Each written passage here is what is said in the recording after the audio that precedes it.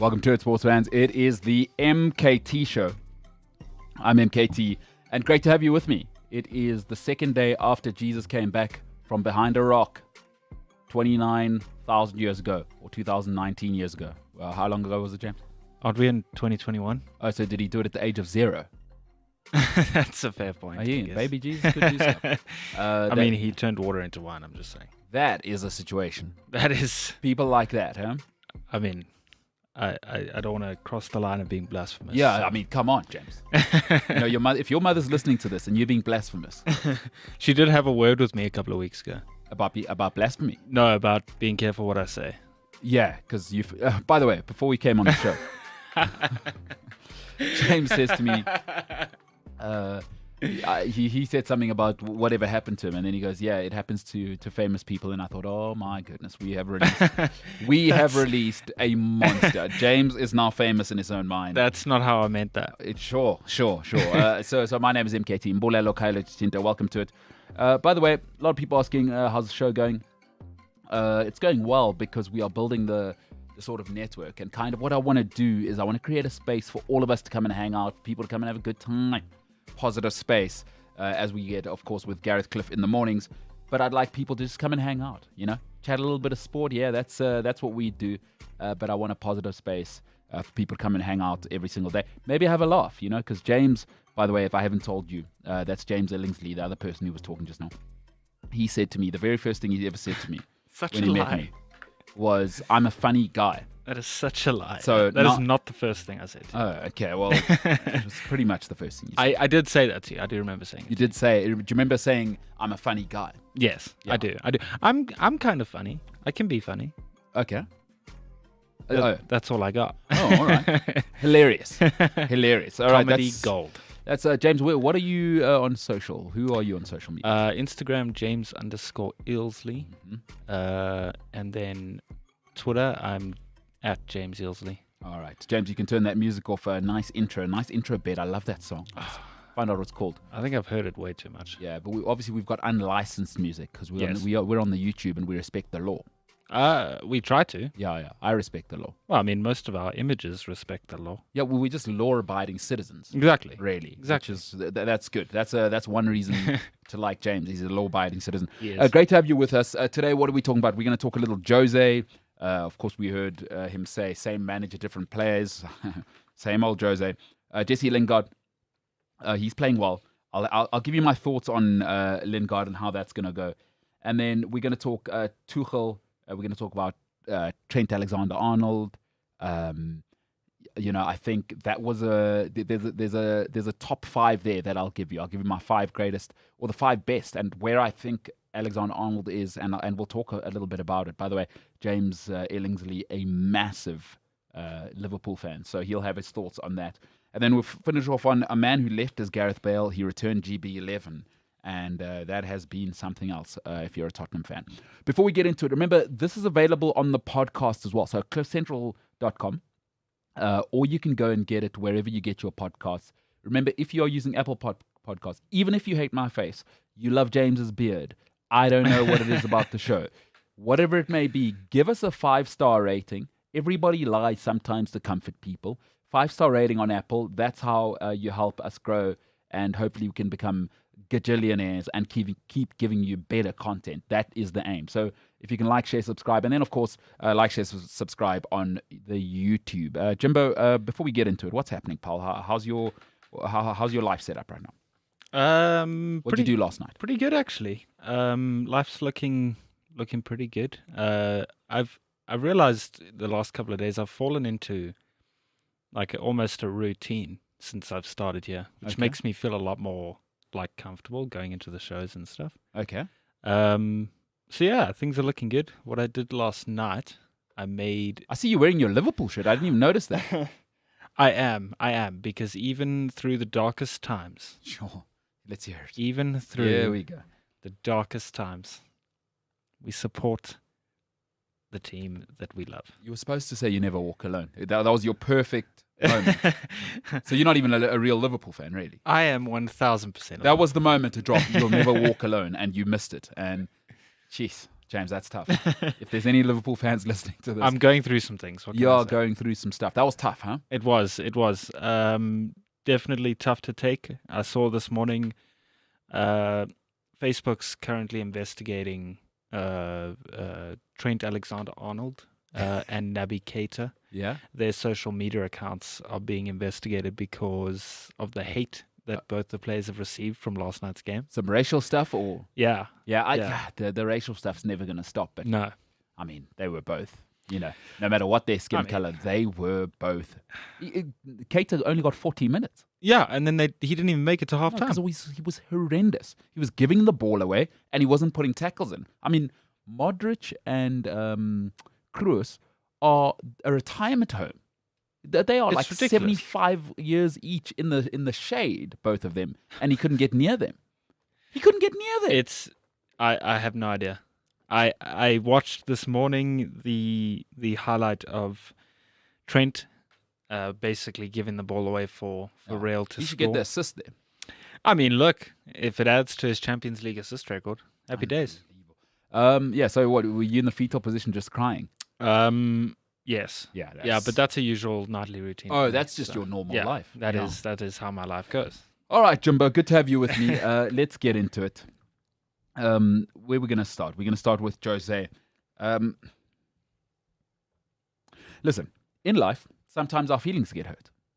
That just happens, right? And remember, just because you're offended, it doesn't mean you're right. Like, we live in a time now where people talk about safe spaces and they want to, what about me? And boo-hoo and this and that. Just because your feelings are hurt, it doesn't mean you're right. You're entitled to be offended. Everybody's entitled to be offended. What you're not entitled to be is correct.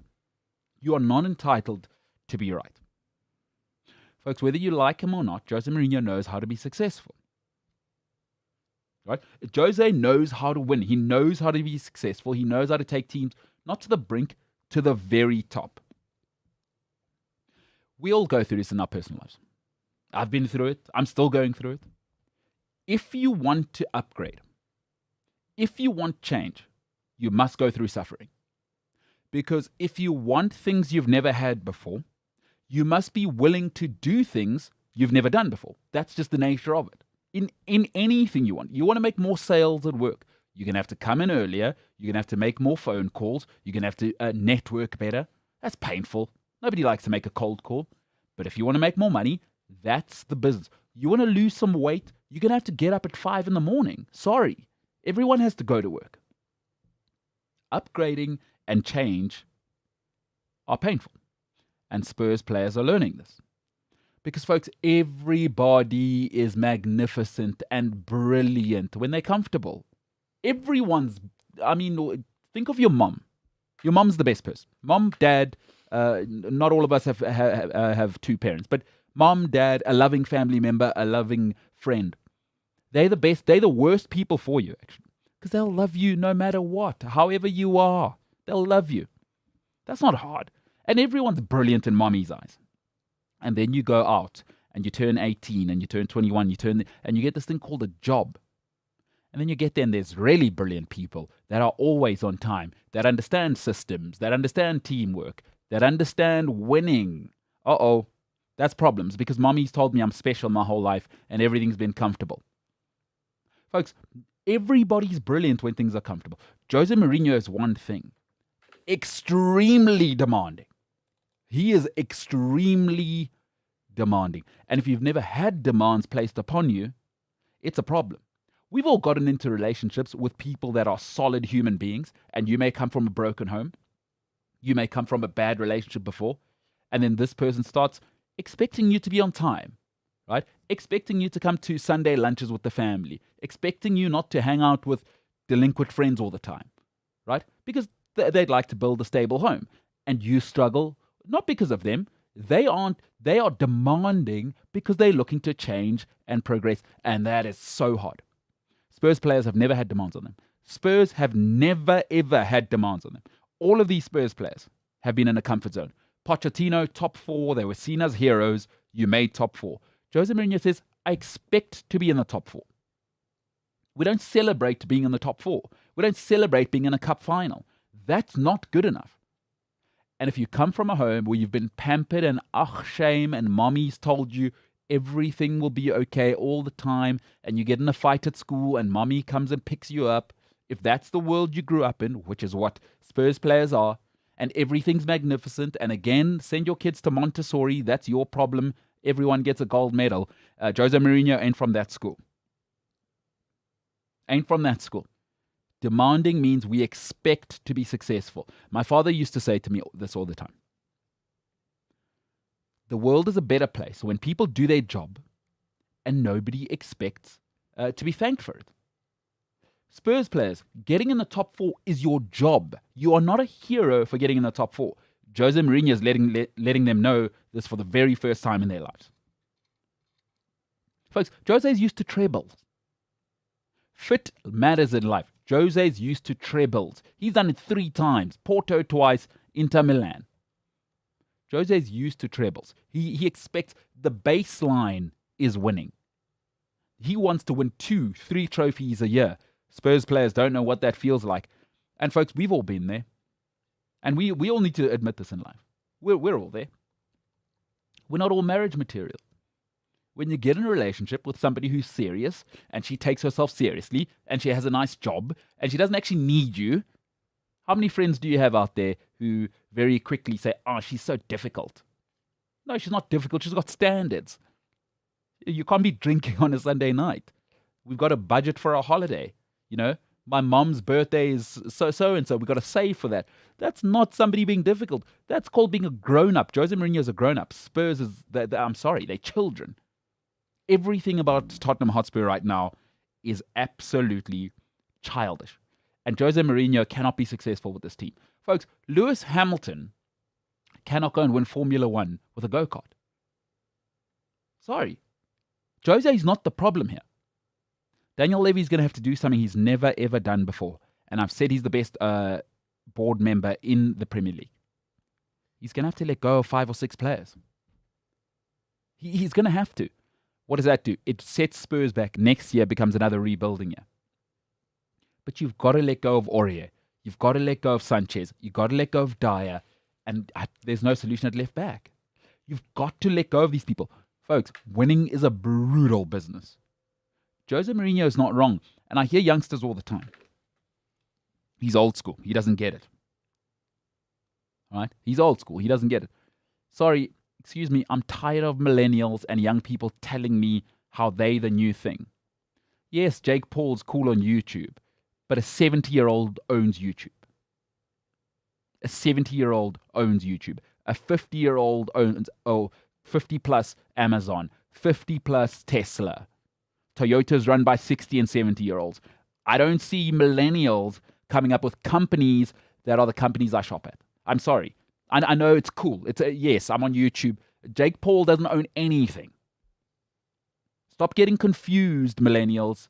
There's people who need to run stuff and win at the very, very highest level. It's cool that you're on TV. Oprah has her own network. You must understand there's levels to this thing. Jose Mourinho is levels ahead of Tottenham Hotspur. So you've got to make a choice. Oprah made choices in her life. She got rid of people. She kept the people who work. Dr. Phil, Jane Fonda, these people that helped her build this empire. She's been through some brutal stuff. Gail, who's her brilliant friend and co-host on much of her content. That's how you get to the top. Winning's not a popularity contest. For too long, Spurs want to be cool, want to be popular. Harry Kane, doesn't matter that you get 30 goals a season. Nobody cares. Nobody cares. Didier Drogba got 15 goals in his first season at Chelsea. They did the double, and he made history. Nobody cares about individual awards. But forever, Harry Kane has been lauded as a hero. Harry, sorry. And you know what? I'm sorry. It needs to be said. If you're a Spurs fan, make a choice now. It's Mourinho or the players. Because Mourinho ain't hang around for this. I'll tell you what's going to happen at the end of the season. They'll come 5th or 6th, and he will demand £250 million. And there will be a moment where Daniel Levy needs to go, I must relinquish the football running of the club. Because this happened at Real Madrid, and remember, Jose won the boardroom battle.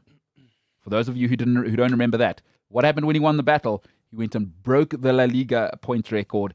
He retired Pep Guardiola at Barcelona.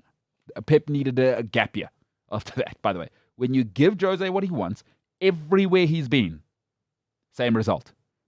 Not just a little bit of success, unprecedented success. Chelsea, 2 in a row.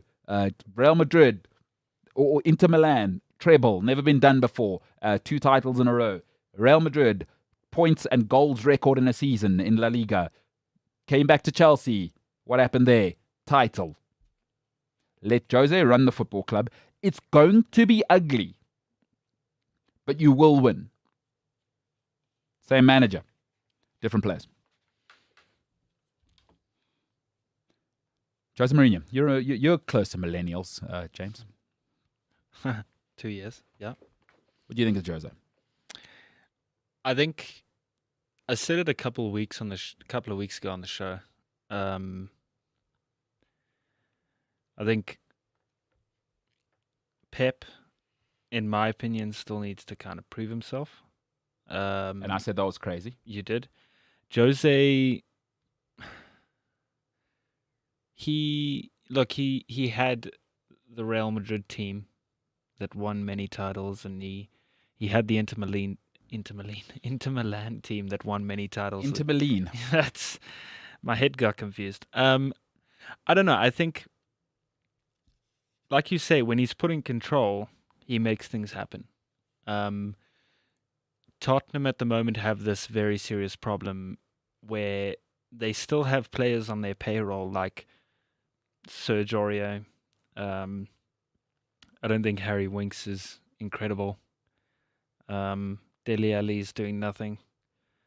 I think if Tottenham want to be competitive in the Champions League as well as the Premier League, they have to have superstars in their team. And yes, it's all great that Son and Kane are scoring goals, but how many are you preventing with a defense like Serge Aurier and Eric Dyer and players like that? They need brick wall centre backs to compensate for their insane striking abilities. Yeah.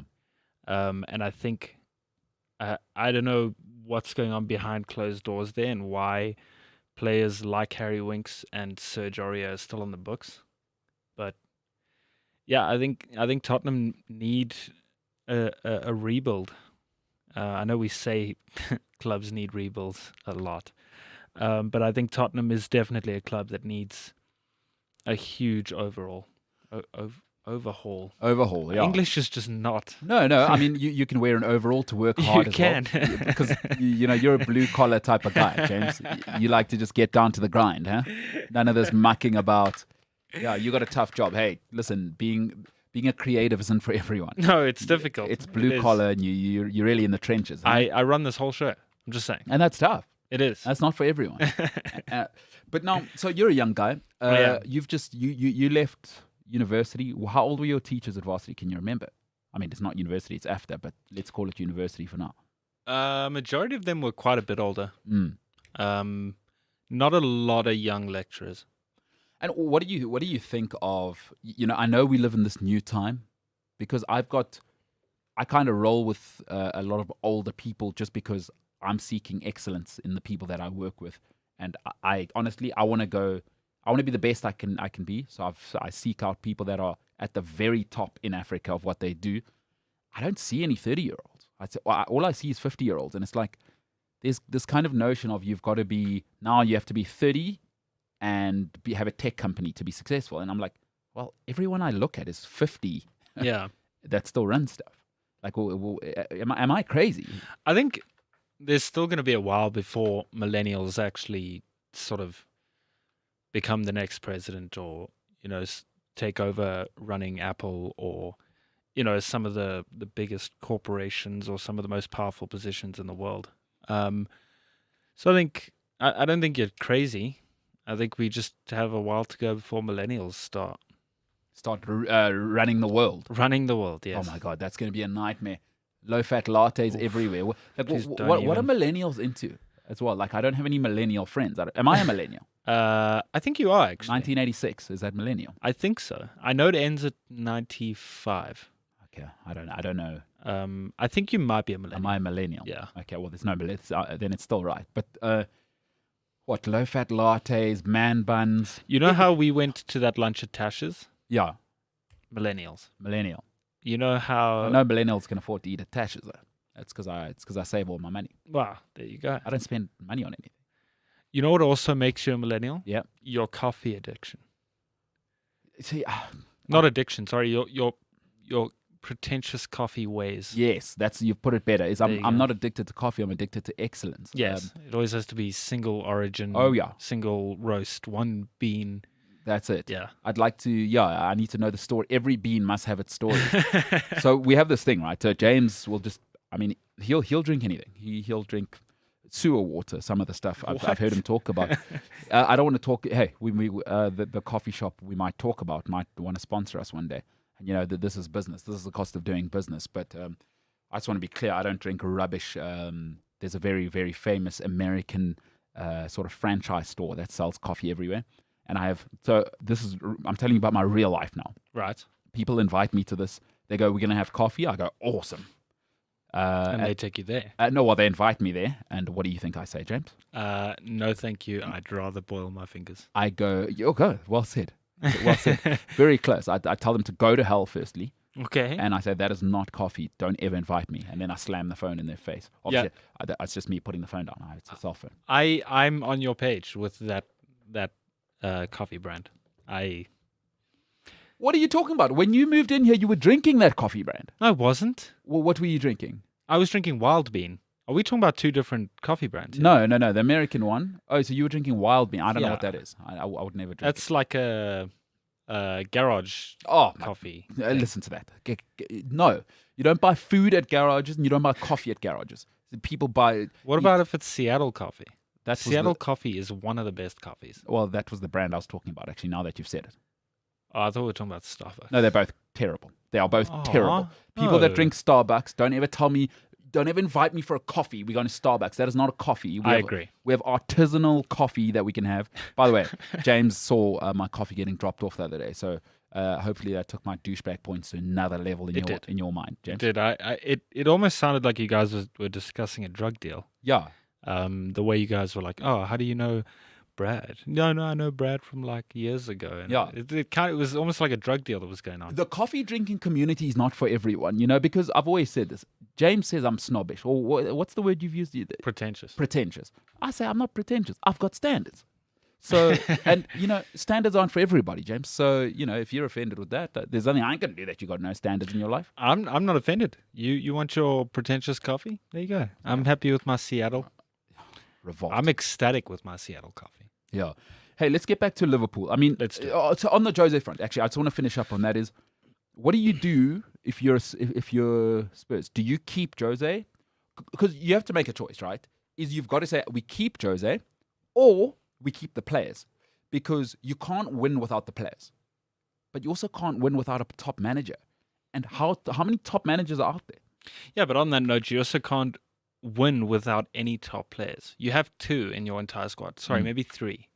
You've got Lloris, who is also past his sell-by at this point. And for those who don't know, I can't stand Hugo Lloris. Too short.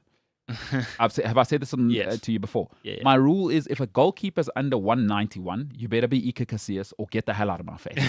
But go on, James. You have 3 stars in their team. Mm-hmm. Like I say, Lloris is probably past his sell-by at this point. And then you have Harry Kane and Son. There's no star factor in the team. I don't think there's anyone that can take them to a treble or even just a Premier League. It's great. Harry Kane scoring weekly, awesome. Son is setting him up weekly or also scoring goals, great. But like I said just now, you're missing a whole kind of midfield and defense. Yeah. So what do you do? Do you fire Jose? If they don't make top 4, what do you do if you Tottenham? Do you keep the players? Because I don't think there's different personality types. I don't think Jose can work with a team that let's say they don't come top 4. He's not going to keep quiet and just go, "Oh, I'm happy to have the job." He's not Pochettino. Like Jose is successful. Jose gets the hell out of there. I tell you what, by next season, Inter Milan, AC Milan, someone's knocking on his door. Would you like a job, sir? If you're Spurs, what do you do? Did you fire him or get rid of 5 or 6 players? I say keep Jose. So you got to get rid of the players, though, huh? Yeah, I mean, there's players that Tottenham. I read an article this morning that there's players. If Tottenham sell them, they can make at least 121 million from selling. I think it was like Harry Winks, Serge Aurier, Eric Lamela, Dele Alli, and a couple more. All right, let's do it. Okay, so Hugo Lloris, keep, sell. I say keep. You're not going to find a solid goalkeeper for that wants to play for Tottenham these days. Okay, who's the right back? Doherty. Yeah, I think he's solid. Okay, it's his first season as well. Okay, so Doherty, keep, eh? Yeah. I'm writing all of this down. We'll put this on social media. This is, I should have done an intro. This is James Illingsley's, because we're a high-level production show. James Illingsley, Tottenham, Spurs, keep or sell. All right, so Doherty, keep. Yes. Sanchez. He has his games where he's really solid. So I think...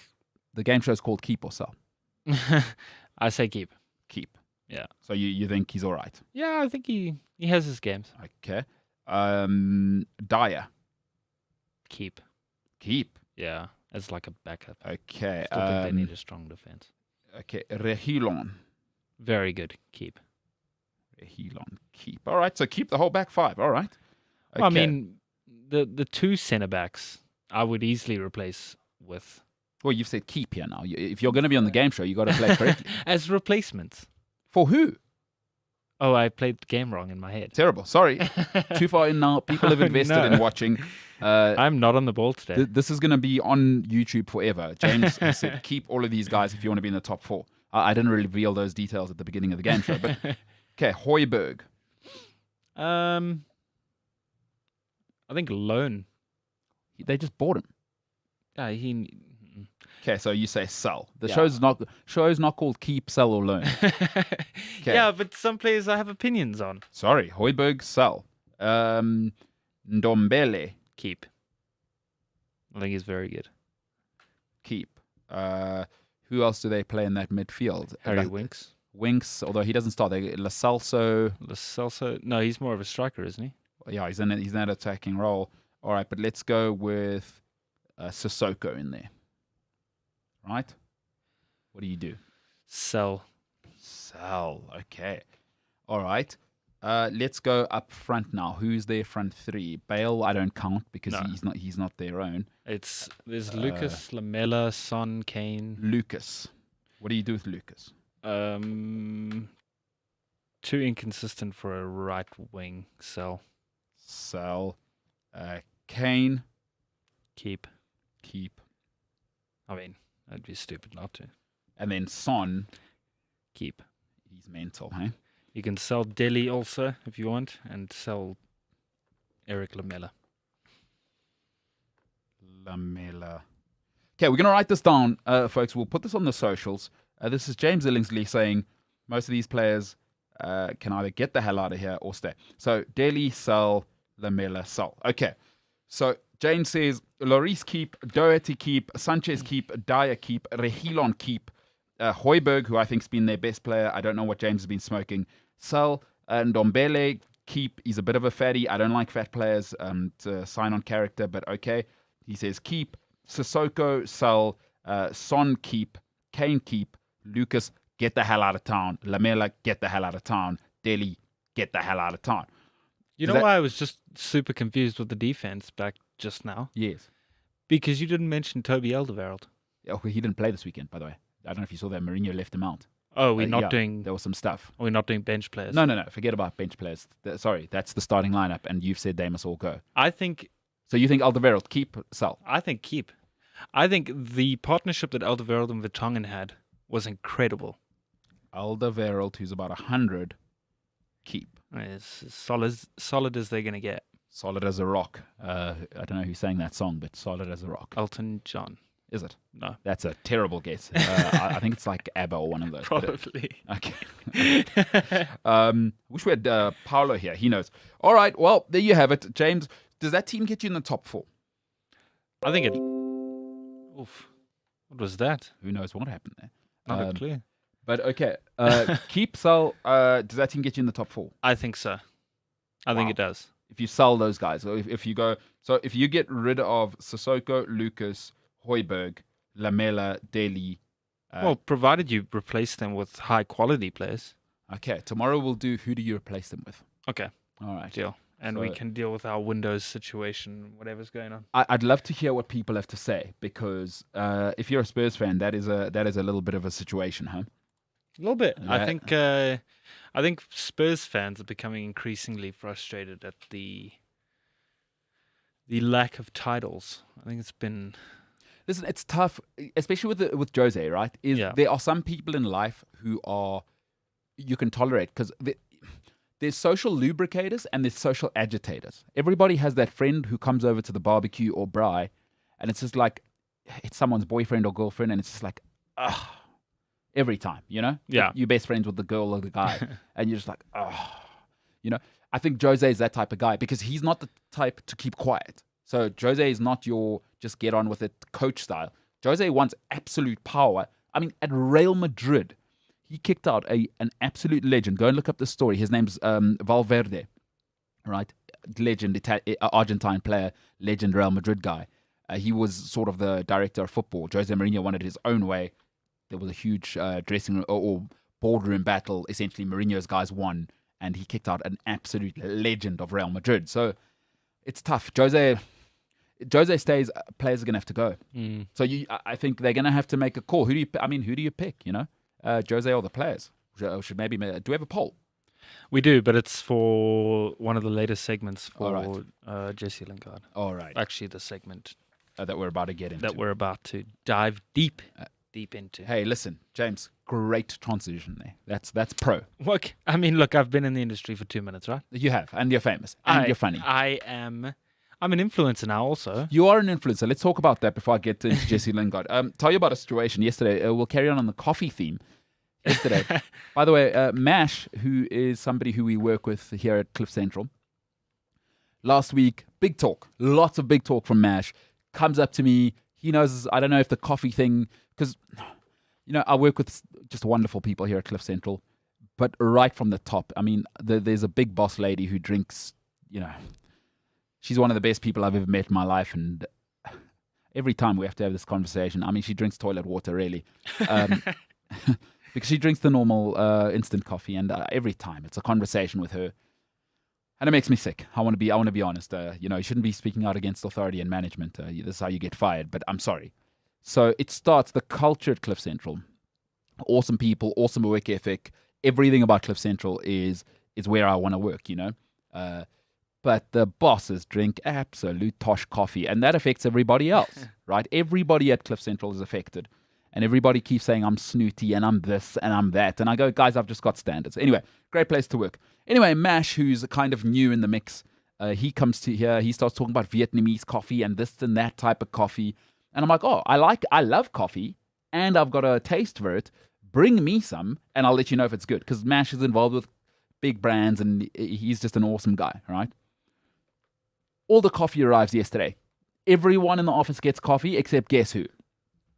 Me. Well, not everyone. Everyone got coffee. Don't lie. Do you know, as far as I'm concerned, everyone got coffee because I didn't get coffee. It just felt like everyone else got coffee. I forgot the world does revolve around you. Correct. The show's named the MKT Show. Right, that's a good point. Why am I here then? This world revolves around me. Well, because I want you here. I said you can be here.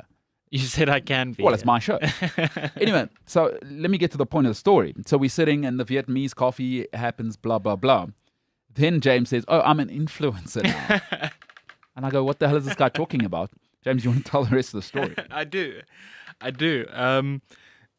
So with this whole thing, Mash spoke to me last week, right? And he said there's this new coffee brand that wants to use Instagram people to market their brand.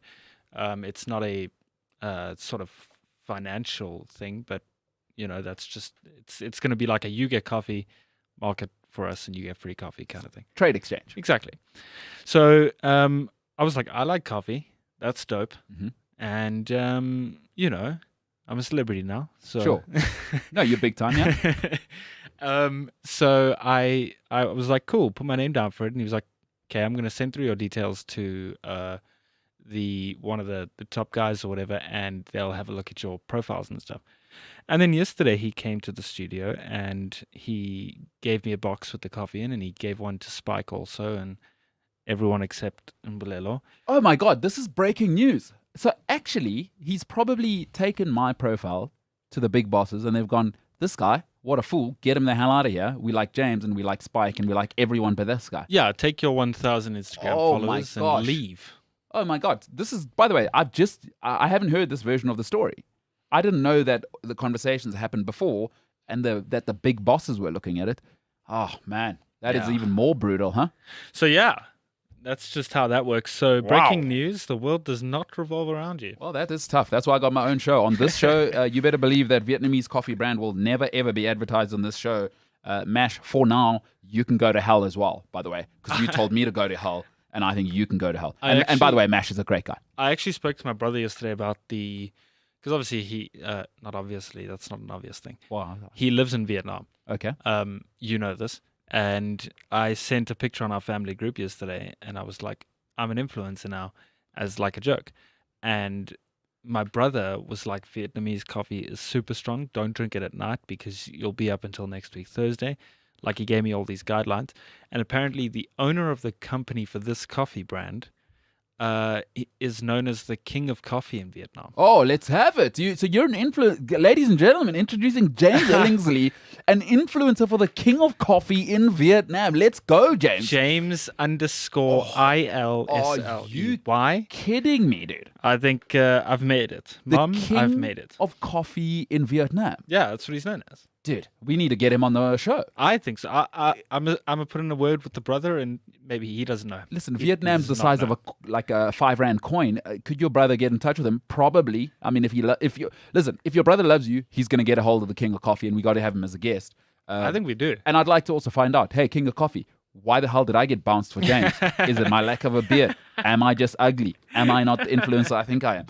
These are the things we need to know. All right, Jimbo, now that you are a bigger celebrity than me. I am. And I've accepted that because that's the first step to healing. Well, I mean, look, one day our backsplash icon before the show, it's not going to say the MKT Show anymore. Yeah. Just a heads up. Yeah, just the Jimbo Illingsley Show.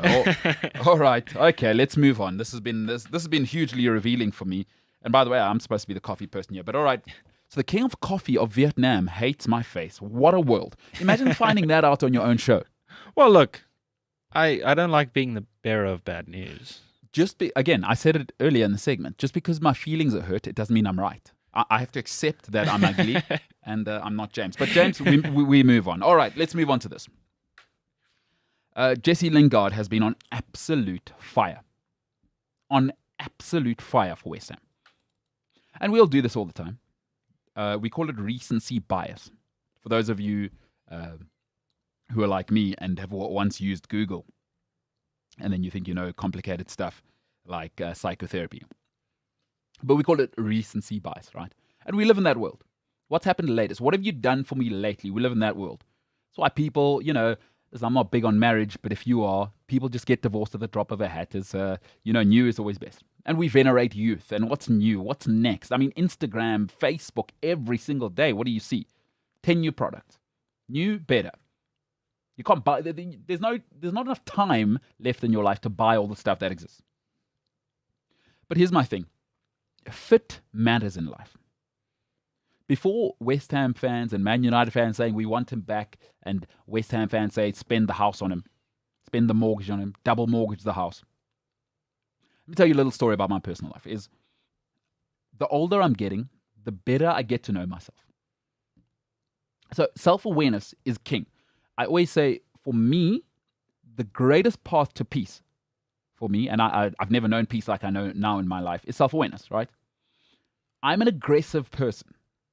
My nature is aggressive. In everything that I do, I attack things. I'm aggressive. I'm not smart. I've never been the smartest. I've always said to people in my family, I'm the dummy. And it's not because I want to boo-hoo, oh, you're not that bad. The person who I lived inside of for 9 months, she's got 2 doctorates. I've got a chemical engineer. I've got somebody who's an actuarial scientist as a sister. So please, I don't need the empathy. All I've got is a dumb undergrad, right? in chemistry. So I'm the dumb one in the family. I accept that. But one thing I am is I'm very aggressive. I know that about myself. My sister is an empath and extremely logical. She's the actuarial scientist. So I've gotten to see her, and as I get older, that means I treat her differently, and she behaves differently, right? Because of that personality type. So academia for my sister was a dream. For me, I took 5 years to pass a 3-year degree, right? I don't like authority. I know that about myself. I don't like people telling me what to do. It's why I've never worked for a corporate company. I worked for one for like 10 minutes and I had to get the hell out of there. I don't like authority. I don't like people looking over my shoulder. But we're all different. I'm not saying I'm better. I'm just different. But I know that about myself now. In my 20s, I had no idea why I was so miserable. Folks, fit matters. Jesse Lingard got tossed out at Manchester United, not because he's a bad footballer. That's not the reason. That's clear. The talent is fine. It's a lack of self-awareness that got him out of Manchester United. It's not his ability. He's a brilliant, brilliant player. But he's had some social media faux pas. I think I remember him saying once 0.14% or whatever. I can't remember that Instagram and tweet, which he got fined for. He put it out there to say 0.01% make it to the Premier League as a flex. Folks, that's cool if you're at West Ham. When you're at Manchester United, we expect you to be brilliant. It's not you telling us that you're part of the elite, right? Nobody at Harvard has to walk around telling people that they're smart. Nobody. No one who's ever gotten into Harvard has gotten, oh, by the way, do you know I'm smart? Just as Manchester United, I've never seen Cristiano Ronaldo post about how few people make it to his level. It's called self-awareness. Jesse Lingard, I'm afraid, and he had a lot of social faux pas, the fashion stuff, and this, and that, and the other. It became a little bit about off-the-field stuff. If you've actually looked at Lingard at Manchester United, he became a bigger Instagram star than football star. And there's nothing wrong with that. But like I say to many friends, don't get married if you're boyfriend material. And I say that to my friends' faces. Some of them get upset. It's okay. Don't go chasing things that aren't for you. Manchester United is not for Jesse Lingard. You know why? He wants to express himself. And that's awesome. That's awesome. But at Manchester United, we don't tolerate express yourself. Because you know what? Generally, with people that want to express themselves, you know what happens? The people around them suffer.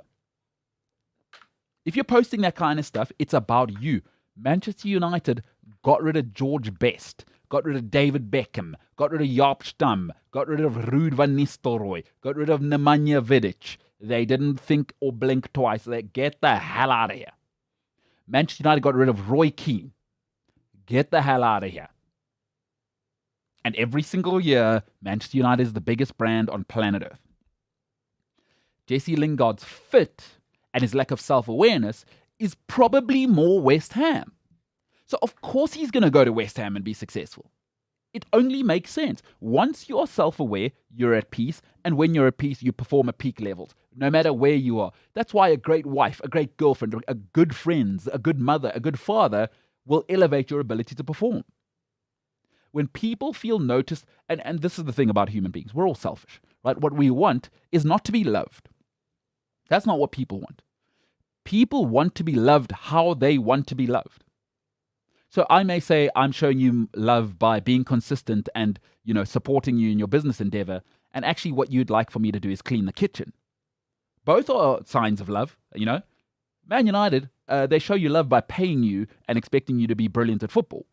Jesse Lingard really wants, I expect that, but I'd also like you to maybe send me a birthday cake and put me on the Instagram and maybe support my brand and also let me be the center and the pin-up guy. Man United say, get the hell out of here. It's a lack of self-awareness. So that's why Jesse Lingard left. But on the West Ham side, in fact, on Jesse Lingard's side, I'd say this. I've got a personal rule. Right? When you are in a relationship and it ends, I have this rule and I've stuck to it so far. When you break up with somebody, never ever go back. Don't give me Instagram psychoanalysis of I've grown, she's grown, rubbish. And the reason you never go back is that the reason you broke up with somebody will always exist. I don't care how grown up you are, how many spiritual trips you've been into India, and you're wearing your yoga pants and you're on your yoga mat with a yogi. You are not growing enough for that reason for your breakup to be there. Don't ever go back. If I'm Jesse Lingard, I'm done. The United chapter is closed. But okay, I won't speak for Jesse Lingard. What I will caution is West Ham. You've made this mistake before. If Jesse Lingard couldn't be self-aware and be appreciative of Manchester United, all right, be very, very careful what you're inviting in. We've all been in relationships. First 3 months, she's awesome. Oh my goodness, are you kidding me? Honeymoon, are you joking? Oh, she is the best. Cleaning the floor, cleaning this, making you food. The best. Being sensitive, all this stuff. 8 months in, she lives at your house, and there's socks on the floor, and and there's crumbs in the bed, and then you start to see people. Honeymoon is not real life. This is called a honeymoon phase. If you're West Ham, relax. Secondly, so listen, Jesse Lingard's shown you who he is. It's all about him. Now you've got to decide as West Ham, is he good enough? Because that's what he's going to do. He's going to take over the club. Is he good enough to take the gamble? Because remember, you had a guy called Dimitri Payet just 2 seasons ago who was the very same personality, and it didn't work then. Why would it work now? Folks, West Ham right now are built on teamwork. Jesse Lingard has to prove himself. So of course he's trying a little harder now. Of course he's playing well now. What happens when there are demands on him in 2 years? And he says, nah, I'm on the gram, fam. I'm out. Nah. This thing of working hard, excuse me, I'm the best player here. I used to play for Man United. Because you've already seen what the personality type is. And that's not Lingard's fault. Be very, very careful. You made the same mistake with Dimitri Payet. If you don't know who that is, go and look him up. It ended in tears. All because West Ham had no self-worth and they got into a terrible relationship and signed a player to a massive deal when you never should have given him the money because he already showed you by sitting out training that I want to get the hell out of there. Don't make the same mistake with Jesse Lingard. Folks, and I always say this to myself. If you're single, there's a reason. It's not everybody else's fault. There's a reason I'm single. I'm a difficult guy. I'm difficult. I'm disciplined. I'm rigid. I'm very, very rigid. So there's a reason I'm single. There's a reason Jesse Lingard is out on loan. Not because he's a great footballer. No, if he was that great, you know where he would be? He'd be at Manchester United. If West Ham have any ambition, I would tread very, very carefully. Let me tell you what I'd do. I'd say, let's date for another year. Don't put the ring on it. Just loan him again next year. And if Lingard is the same player next year, puts in the same grind, is willing to be part of Moyes' bigger scheme, the team, and he doesn't start acting out on social media, he doesn't start acting out. Listen, he went through some very, very difficult personal stuff. That was awful. But listen, people go through horrible stuff. Listen, I love footballers, but please, don't give me, you're going through horrible stuff. That means it excuses you not being at work. People in the normal world go through awful stuff all the time, and they punch in at 8 o'clock every single day. So I'm sorry, I don't want to treat footballers differently than I would society. Please, do me a favor. He went through some awful, awful personal stuff. I have empathy for that. But there was some stuff. Cristiano Ronaldo went through horrible stuff. Leo Messi's family died. They were fine. John Obi Mikel's father was kidnapped. He played in the Champions League final. Please. Okay, like we all have personal stuff. It's awful that it happens to us, but you've seen what Lingard is. You pay him big money, what then? I'd say just loan him again. You saw what happened with Dimitri Payet. If you're West Ham, exercise a little bit of self-worth, please. Don't fall into the same trap. And remember, in life, you are the things you do, not the things you say. And if you start making bad decisions, that goes from being a behavior to your character. And that's been West Ham for a while. You're onto a good thing. Don't let a little honeymoon distract you. Folks, you go on holiday, you meet the best guy or girl ever. You don't marry them straight away, right? You'd like to see them back in their normal place, because when people are in their comfort zone, that's when you see who they are. Jesse Lingard's playing for his career right now, right? Jesse Lingard is playing for his career. And in life, I have a mentor that says a beautiful thing. My God, she's brilliant. She says, whatever you're in, but she uses sales often as example. So you often hear me use those examples. In sales, take out your best year, take out your worst year. You are not that. Because you are not your absolute best, you are not your absolute worst. Whatever body of work is left, that's you. If I'm West Ham, I go and look at Jesse Lingard's career. He really had probably a season and a half shining at Manchester United, and he's had half a season at West Ham now. What's the rest of the bodywork tell you? Don't get caught up in now. Everybody's getting caught up in the romance that Jesse Lingard's been unbelievable. Folks, it's been 3 months. This guy's career's been 10 years. Body of work. You made this mistake with Dimitri Payet. We do this, and listen, we all do this as fans, as people in life. We get caught up in the recency bias. I'm not buying Jesse Lingard, I'm sorry. I've seen who he is. I'm not buying 3 months as the evidence for who he is overall. I watched him for 10 years. Why did it go wrong at Manchester United? There's no better environment than Manchester United to play your best football. If you weren't good enough for them, and I maybe it's just a personal thing. I've always said, if she's not my A choice and she rejects me the first time, no thank you. Or she goes somewhere else and breaks up with another guy, no thank you. I don't want to be anybody's B choice. West Ham, why would you want to be the B choice? I wouldn't get it. And I know people are loving Lingard right now. Recency bias, powerful thing, I'm telling you. Jimbo, you sent me a message the other evening and you said Lingard is a baller. Yes, I did do that. What do you do for your West Ham? I think, look, I was all for re-signing and, sorry, not re-signing, but signing him as a full-time player. But after listening to that whole rant of yours, I think you may be onto something. His career has been 10 years, like you say. And this run of form that he's on now has been 3 months. I think, if Manchester United were smart and wanted the better Lingard out of this whole situation, do they have 3 months? When does the season end? Aren't there like 8 games left or something? Yeah, 8 games, so it's probably about 2.5 months left of season with Champions League and blah, blah, blah, and then you go to Euros. June is Euros, so probably end of May, so it's a month and a half. Or where are we? 2 months, beginning of April. See, it's a tricky situation because then they have to, because of the whole transfer window being August, if I'm not mistaken. It might have changed now because of COVID. Yeah, I think it'll be a little earlier because of Euros. Okay. So because of...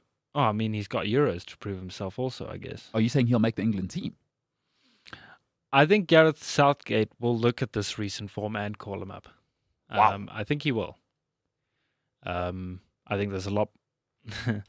there's midfielders that are a lot better than him, but I think he will. He'll be there with Rashford and, all of his Man United teammates once again. The lads, huh? I don't know. I think, look, if he gets called up to Euros... that's a chance for him to prove himself on a huge stage. But the problem for United is that they don't have time. They don't have another 3 months to see how his form continues over a total of like a 6-month period. They have the end of the season in 2.5 months. They've got Euros. And then it's the start of another season. So... Man United need to base his form on whether he gets selected for Euros and how he plays at Euros, I think. So I'm just thinking, how much is he worth? Because he's 27, and I think he's going into the last 2-3 years of his deal. Because what you got to do now is you either give him a new deal to protect the asset. Because normally what players do, if you let it run 18 months, what they do is wait till that last 6 months, and they'd rather sign a new deal for free at a new club because then you can triple your wages because they don't have to pay a transfer fee to the other club, right? What do you do if you West Ham, if you Man United now, you can get what's his market value? 40, 50, 60? I don't think as high as 60. I think 40, 50 would be about it. He'd probably end up going for about 25 though.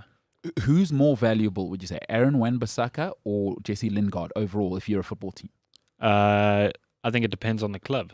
If it's Man United, I think Aaron Wan-Bissaka would be a lot more valuable because your midfield's covered with Pogba, Fernandes, that whole bunch. Because I'm just thinking, British players, you pay a tax on British players. You add 10 million onto the price. Oh, hectic. Aaron Wan-Bissaka, it's just how it is. John Stones cost £50 million. Like, what do we do?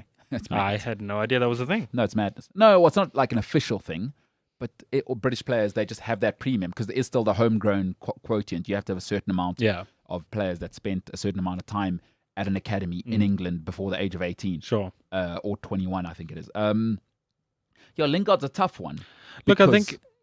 Sorry. No, go ahead.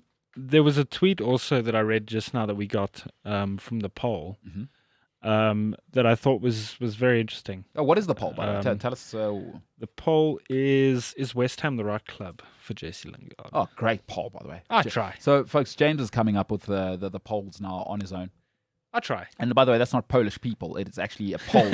you can go and vote on Cliff C Sport on the Tweet Monster, huh? Yes. Yeah. Otherwise, so you can go and vote on it there. Is West Ham the right club for Jesse Lingard? What are the options there? Just yes or no. Okay. But we got a reply from the poll. And someone said, unless Lingard is happy to play second fiddle at United, I think West Ham is the better option. It's a shame, though. I'm a big fan of Lingard.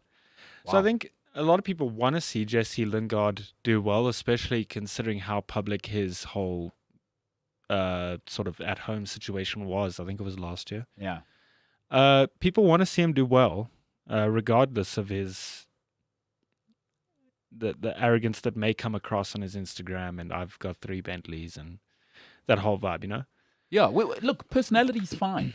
I just think it's not a fit at Man United because Man United is about Man United. And I hate to, I have a friend.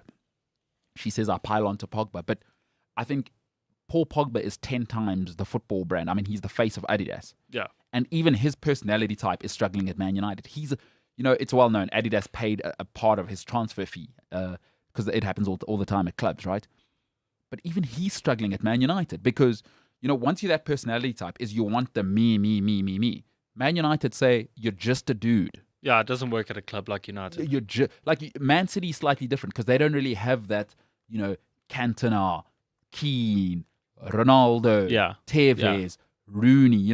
When you've got those guys, what tends to happen then is that it becomes about the club.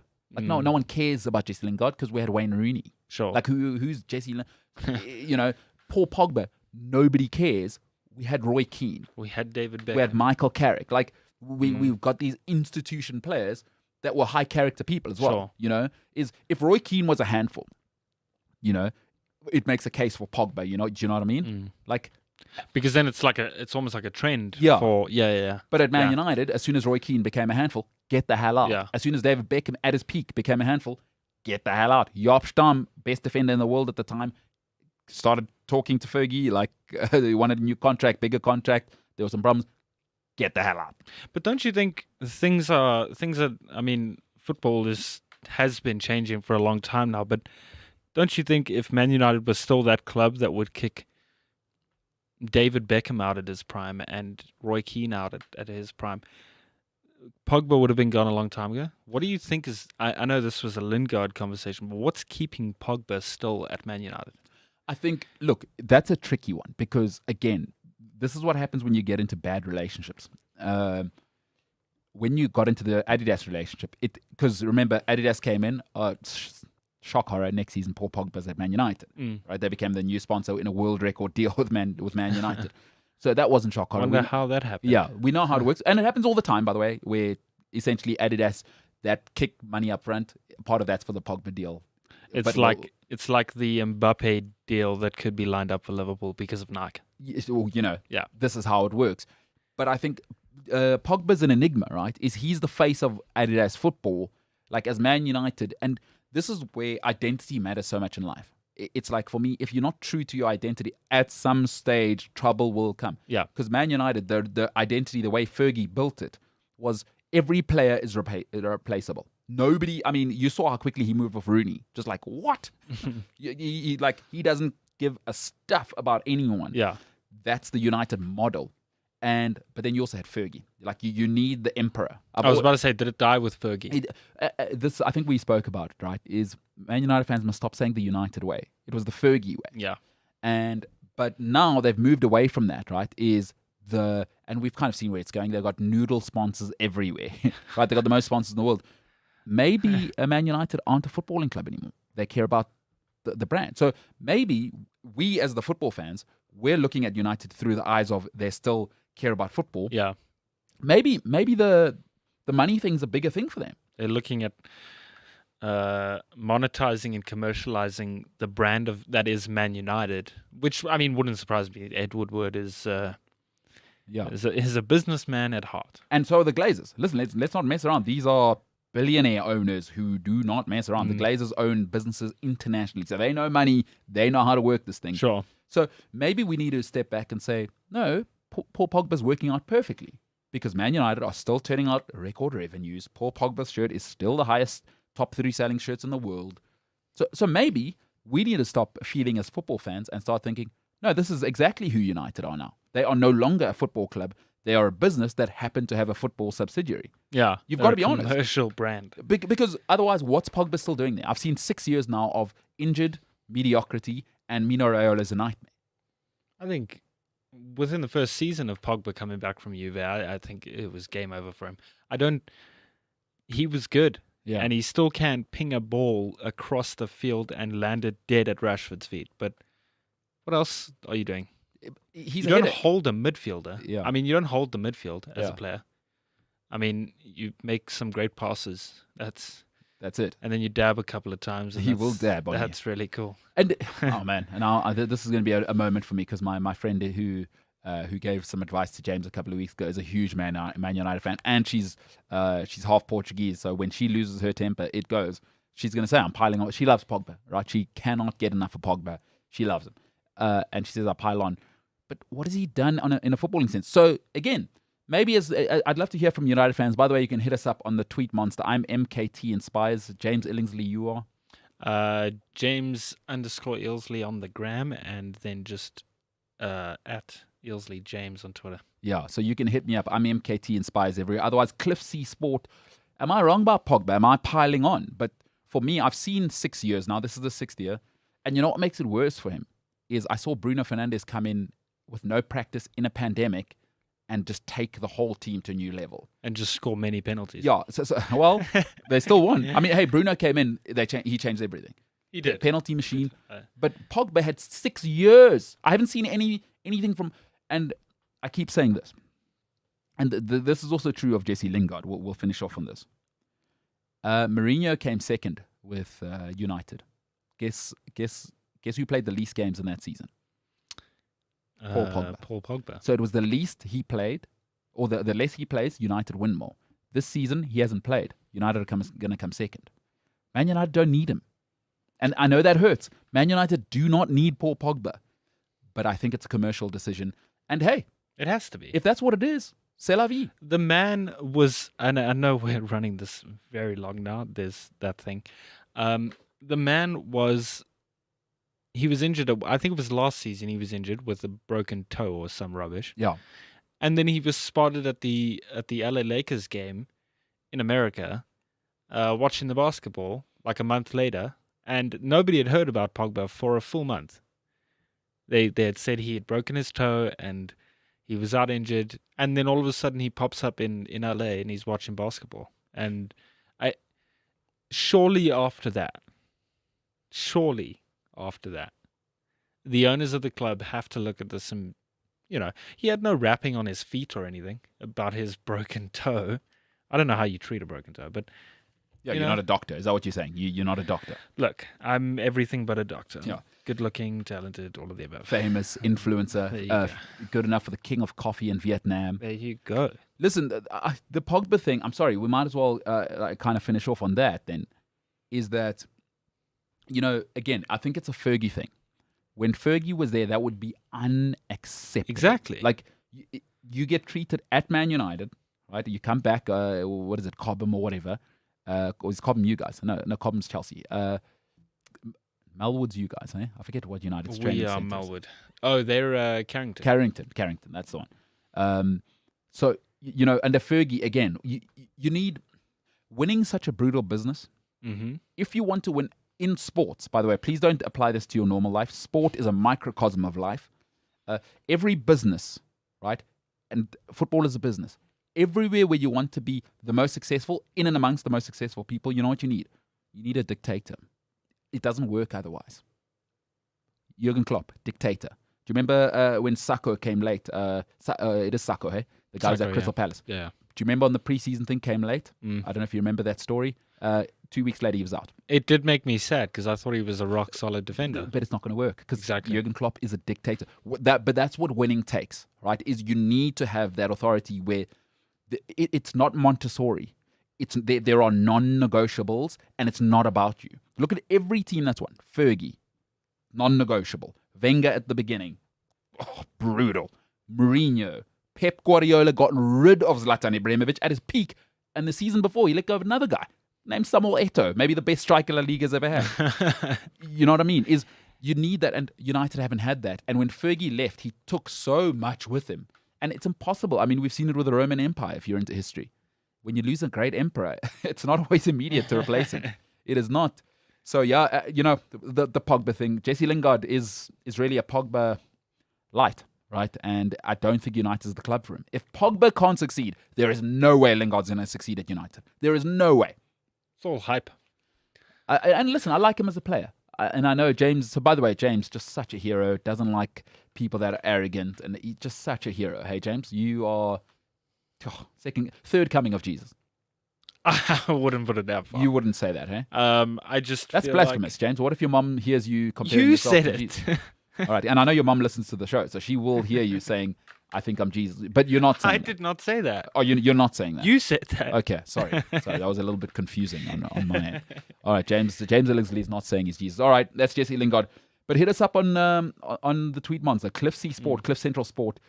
Are we being too harsh on Pogba? Can Jesse Lingard come back to United and work? Can Jesse Lingard work at West Ham? Because for me, the Dimitri Payet example is a perfect example to go, if you pay somebody with that personality, and they're very similar, you pay somebody with that personality, you better look out, boy. Because you meet somebody on holiday and you think, I'm going to marry her when we get home. Just be careful. Everyone's got stuff. Lol. Everyone's got stuff. Everyone's got baggage. All right, listen, we're going to go to what we call in big business an intermission.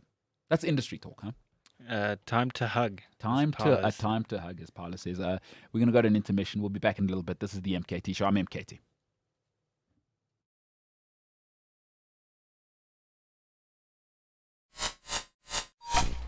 Your thoughts on Pedro Neto and him not quite being there this season? What you've said is absolutely outrageous. I can't believe that you've just said that.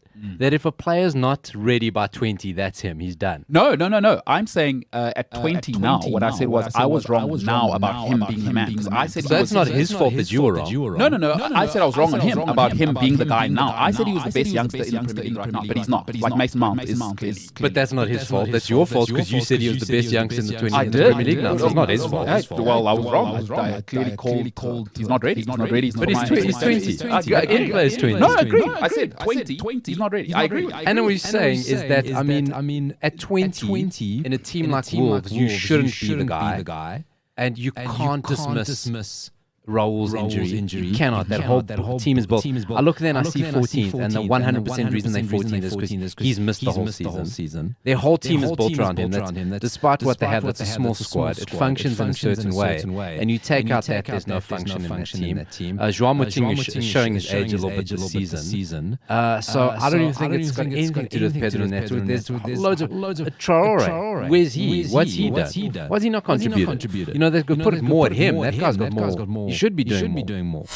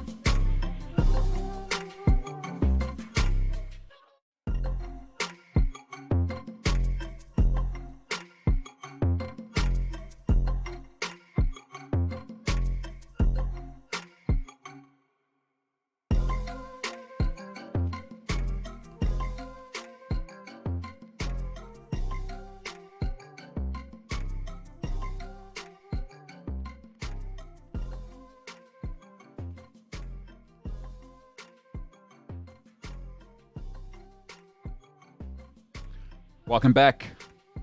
We've hugged, we've intermissioned. I'm MKT. I'm joined by the magnificently bearded, rugged influencer, friends with King of Coffee in Vietnam, James Ellingsley.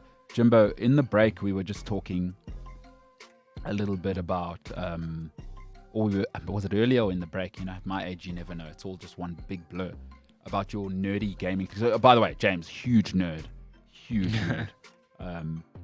Jimbo, you're in the gaming thing, huh? I am. It's nice to just turn on the Xbox at night and just kind of switch off from the day and just play my games and have fun. So what you play? What, like these COD? COD? Oh no, is that not a thing? Call of Duty? Yeah. See, No. I know. Look how happy you look. Little industry term. I know this stuff.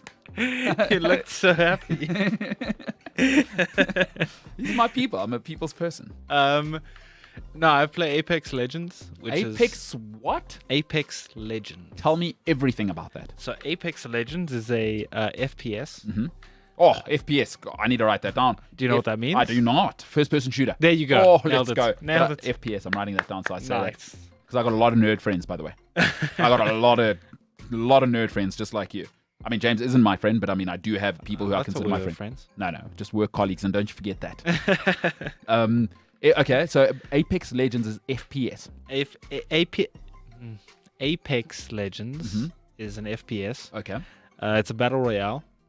Oh, You know what that is? I don't. Okay, so you know, like Fortnite No. is you don't know what Fortnite is? Well, I know what it is, but I've never played it. So the concept of a battle royale, right, is multiple players from around the world all join the same lobby, or you get loaded into a lobby and then you all play each other for the last man standing or the last team standing. Okay. What makes Apex Legends so unique is every legend, they call them legend, all the characters, has a different unique ability, which allows them to kind of help the team out more. Yeah. So yeah, I mean, like Fortnite, you have to rely on building a mansion in about 3 seconds to beat someone.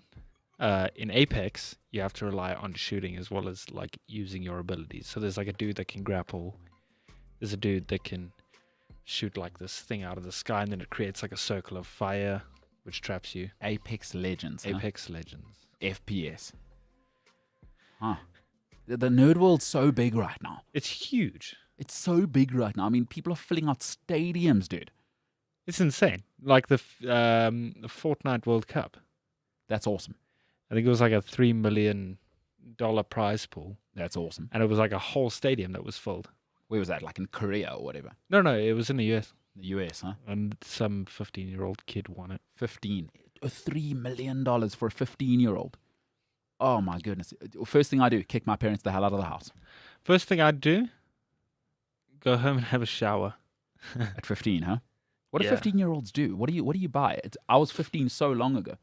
I think when you're 15, you'd want like the fastest Lamborghini and, you Fun, know. yeah. But what can you use at 15 that you can buy with $3 million? What do you buy at 15? That's a very good Like question. how many pairs of cool socks can you buy? Like 15-year-olds have Many. cool socks. Many, many, many socks. And a skateboard. Like what else? What if Or a 15-year-olds surfboard. surfboard If you're at a coastal and city. a sweet couch? I'd get a sweet couch. And then you'd also buy one of those things. You know those things that like it's got a stand and then the top is a ball. Or like a then you- gumball machine. Yeah, and then it comes down there. Yeah. Yeah. No, of course, that's a given. Buy one of those. I'd get a full racing seat. Like those proper, I think it costs about $20,000. Those full racing seats that I can get into, and it gives you the real effect. Like one of those driving simulators. Yeah. I've been on one of those actually. In Dubai. Oh yeah. I think it was at Ferrari World in Dubai. And they have like you get in a fake Formula 1 car, Uh huh. and then you drive around a track, but it's like a whole like simulator thing. It's really cool. FPS. FPS. League of Legends, huh? What did you say? Oh, excuse me. Apex Legends. Apex Legends. Close. Hey. Listen. I mean, League of Legends is a whole nother game, but sure. So what's happened to Age of Empires? And are we just dead? Like I think those Warcraft, died a while. I think people still play them. Diablo. Uh, Dead. Dead. I think battle royales and like shooter games are like a big thing now. Yeah, man, people shoot each other in real life too now. Well, I mean, It's not a good thing. Don't do that. I wasn't planning on doing GTA 3, that's a big one, hey? You don't play that. None of that nonsense. I don't think anyone plays GTA 3. I think you're talking about GTA 5. 5? 5. Is that where we are? We are. Tell me, maybe we can, we're also an informative show. What's the difference between a role-playing game and a first-person shooter? Sorry, FPS. So a first-person shooter is where you're in the eyes of the person that's playing. So like you'll only see like your hands if you're running. Okay, got you. Or the gun that you're holding. Got you. What was the other one? Role-playing. Role-playing. I know from GTA, role-playing is like a whole nother story where like you're a character and you have to like build a story. So would that be like Diablo? Is that a role-playing game? James, you got no idea. I have no idea. Clearly have no idea. I haven't played Diablo. Try to make it up on the spot. Listen, to all of the nerd people that listen to our show, maybe you can let us know, what the hell is a role-playing game? Because I've always heard RPG, by the way. You can say that as well if you're a nerd, or you actually have nerd friends. You don't say role-playing game, you say RPG. Let us know what the hell that is. Because I got no clue. I know there's role-playing servers on GTA where people pretend like they're police officers and stuff, and then you have to like stick to. James, you have no idea. I promise you, that's the thing. My brother does it. I asked you, well, yeah, but you don't know what a role-playing game is. A role-playing game? Yeah. Probably GTA. I don't know. I play Apex Legends and FIFA. I should have employed your brother. Should have employed your brother. I knew it. I knew I got the wrong Illingsley. What do you do? What do you do? All right, hey, nerd time. Who knew? Look at us. Who knew that could happen? Out. No, what? No, look at you nerding out. Look at me. I am not a nerd. I do not know anything about that world. But do I have lots of nerd friends? Yes, because they're going to get rich. By the way, if you're a young lady and you're thinking, oh, I want to marry the jock, idiot. You're wrong. You're a dumb young lady. You go to the nerds because they are Steve Jobs. Ladies, forget about the dumb idiots like me who play sport in school. Get away from that guy. Marry James. Because James... with a dope beard. Yeah. If you can, but that's a bonus. Yes. That's like the dope beard thing is a bonus. The nerd factor. If you're a nerd. Ladies, if you're a young lady right now and you're scouting out and you got some options, listen, young ladies have options, right? Especially if you're smart and you go to university. Nerds. Nerds are the move. Nerds are the investment. Invest in the nerds. It's like buying a car. Hey, let's make this trend. Hashtag invest in the nerds. Hashtag invest in the nerds. Hashtag invest in the nerds. All right, by the way, we're a sports show. We should probably get back to that. We are a sports show. Big sports show. Invest in the nerds. Hashtag invest. By the way, if you do tweet the show, hashtag the MKT Show live. That is our hashtag. Let us know what you're up to, where you're watching, and it'll be cool to hear your opinion. All right, let's get into it. Let's get into the next topic. Thomas Tuchel learned a tough lesson on the weekend. So, if you live in South Africa, we have something called stokvel. Or if you're like me, Xhosa and Bedi, you say istokvel. Stokvels and banks are the same thing, folks. Collection of people bring money together, invest it, and you get what they call dividends at the end of the year. They're really the same thing. Banks and stokvels are just the unsophisticated or informal market version of what we call a bank. Stokvels and banks are the same thing. But the difference between the stokvel my grandmother spent time at and my mother is still a part of for whatever reason, and really it's the backbone of, I live in Africa, I live in South Africa, we have international viewers, they are the backbone of many of our communities. If you would like to know a term, is umholisano. It means we pay one another, really. They're still a big thing here. But the difference between my grandmother and mother's stokvel and HSBC is that at HSBC, you got to turn up every day and be on time and account for things meticulously. And also there's board members. And then there's investments from outside. And also there's these annoying things called customers. You got to talk to customers. No stokvel has customers. It's just the people that are involved in investing. But there's people on the stock exchange who own a bit of HSBC stock. That's the difference there. But the difference is, if you also work at HSBC, is, by the way, every day has to be the same. The excellence has to be every single day. And it matters, by the way. There's no days off. It matters. Stokvel, we can't meet this weekend because so-and-so's wedding. Yeah, You miss a board meeting, and we hear about that as investors on the stock market. Get your shares out of HSBC. The board members aren't going to AGMs. My point is this. In Germany, you can take time off. You can take a week off. Take 2 weeks off. Listen, 15 of the teams, maybe a little harsh, 12 of the teams in the Bundesliga, you could send a pub team to play, and it'd be a competitive game. So, of course, at Borussia Dortmund, Thomas Tuchel could send out his B team, and it was okay. He could do that for 24 of the games, home and away. Folks, this is the Premier League. The Premier League's the lowest team in the Premier League. Let me tell you the difference between the rest of the leagues. The team that'll get relegated as team number 20 in the Premier League will make more money off television rights than Real Madrid next season. And I did not stutter. They'll make more money than Inter Milan. They'll make more money than Juventus. They'll make more money than Bayern Munich. Just off TV rights.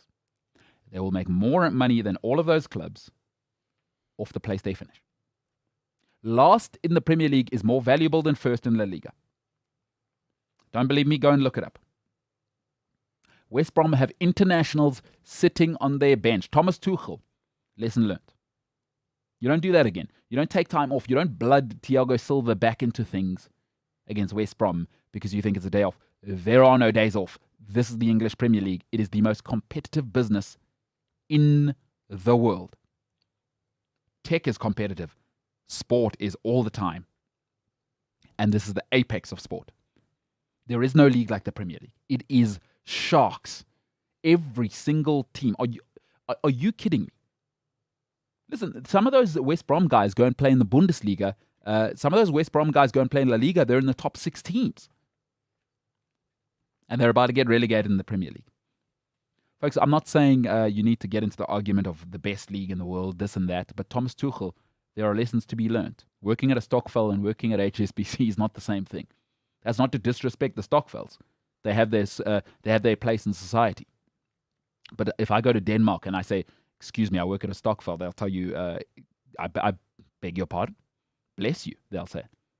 I work at HSBC. All right, now we can sit down in the boardroom and do business. Because there's rules. There's levels. There's consistency required. This is not an insult to Stockfells. Both you and I know. If you know anybody in a Stockfell, they've missed a meeting here and there, so-and-so couldn't pay. If you don't pay your bank rates, what happens? You get a nice little email, nice little SMS saying, excuse me, Miss so-and-so, you didn't pay these expectations. And they are daily at HSBC. In the Premier League at Chelsea Football Club, Thomas Tuchel has learned now, don't you ever think you can take a day off. And my father used to say this to me.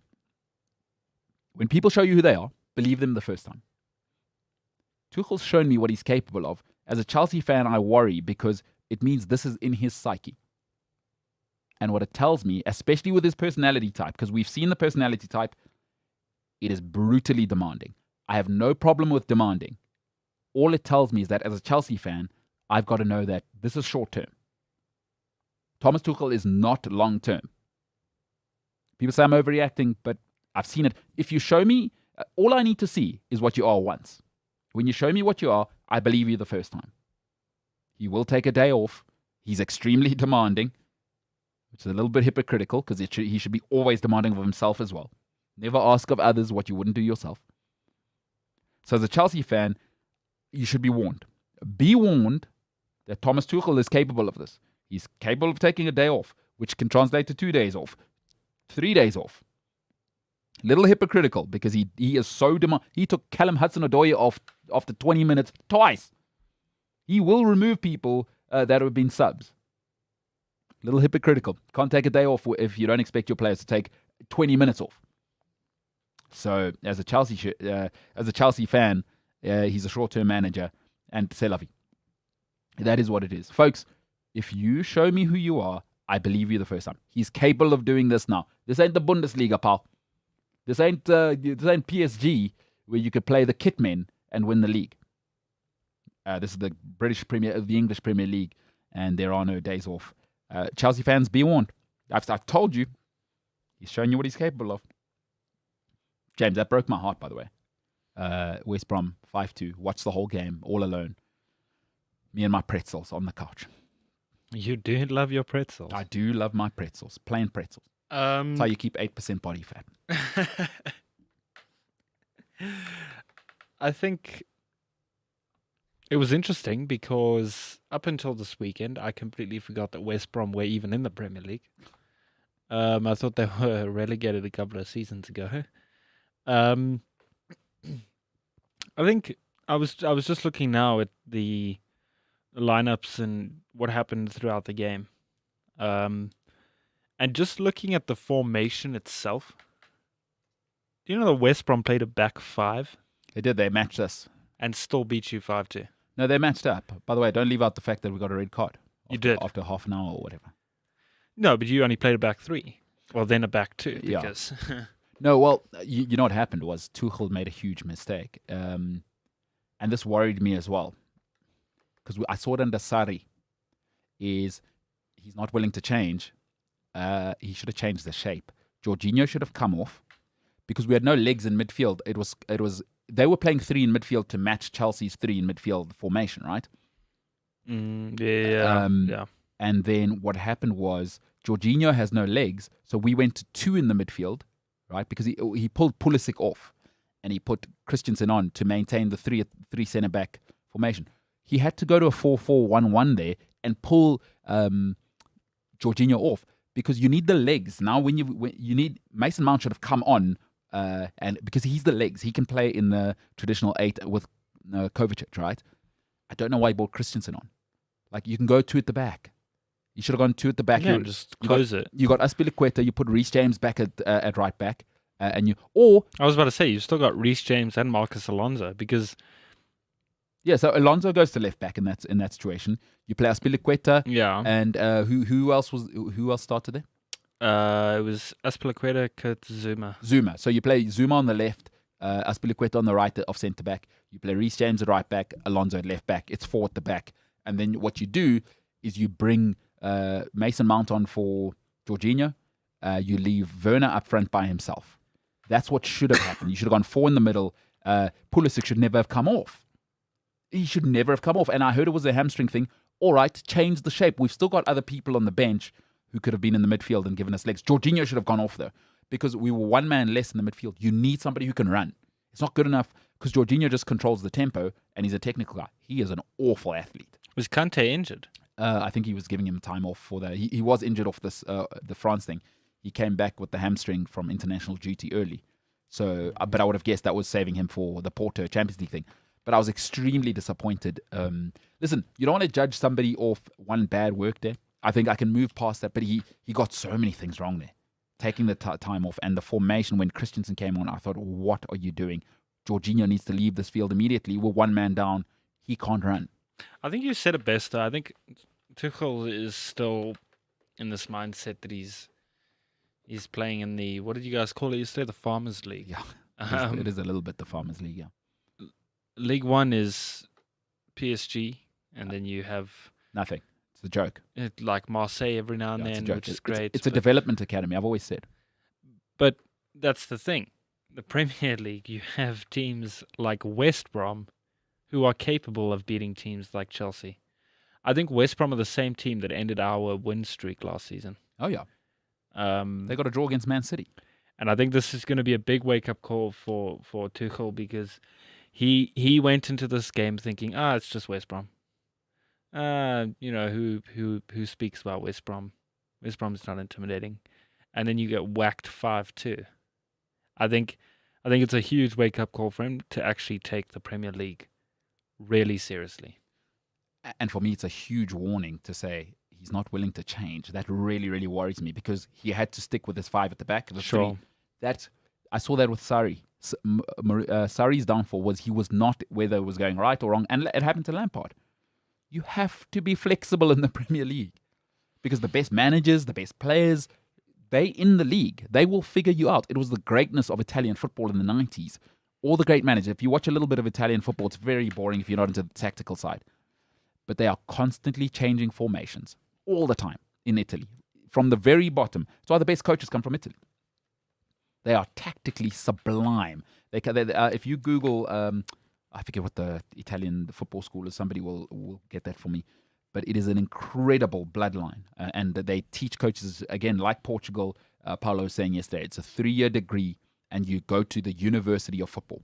For 3 years, you learn how to coach. You learn famous, of course, for the catenaccio defense, Italian football. But my point is this, you've got to be flexible. And Tuchel showed me, listen, playing into the German stereotype, as rigid as they get. Is it the Coach's Voice Academy? No, it's not the Coach's Voice Academy, but I will find it. Is it Coverciano? Yes, Coverciano. Yeah, the coaching school behind another decade of. I think that's what it is. The headline ends there. Anyway, but yes, all the great managers come from this place, and many go there. So, but don't be rigid. In life, you cannot be rigid. And Tuchel's shown me he's rigid. That worries me big time. Huge, because he'll never change. And that's very, very worrying. Yeah, so not great as a Chelsea fan. Listen, Jimbo. Yes. Should we take some questions from the... Do we have any comments or anything? We do actually have a couple. Cool. I was just reading them now. Cool. Let's take all the comments from the YouTube section. We should probably get a stinger for that, huh? YouTube something.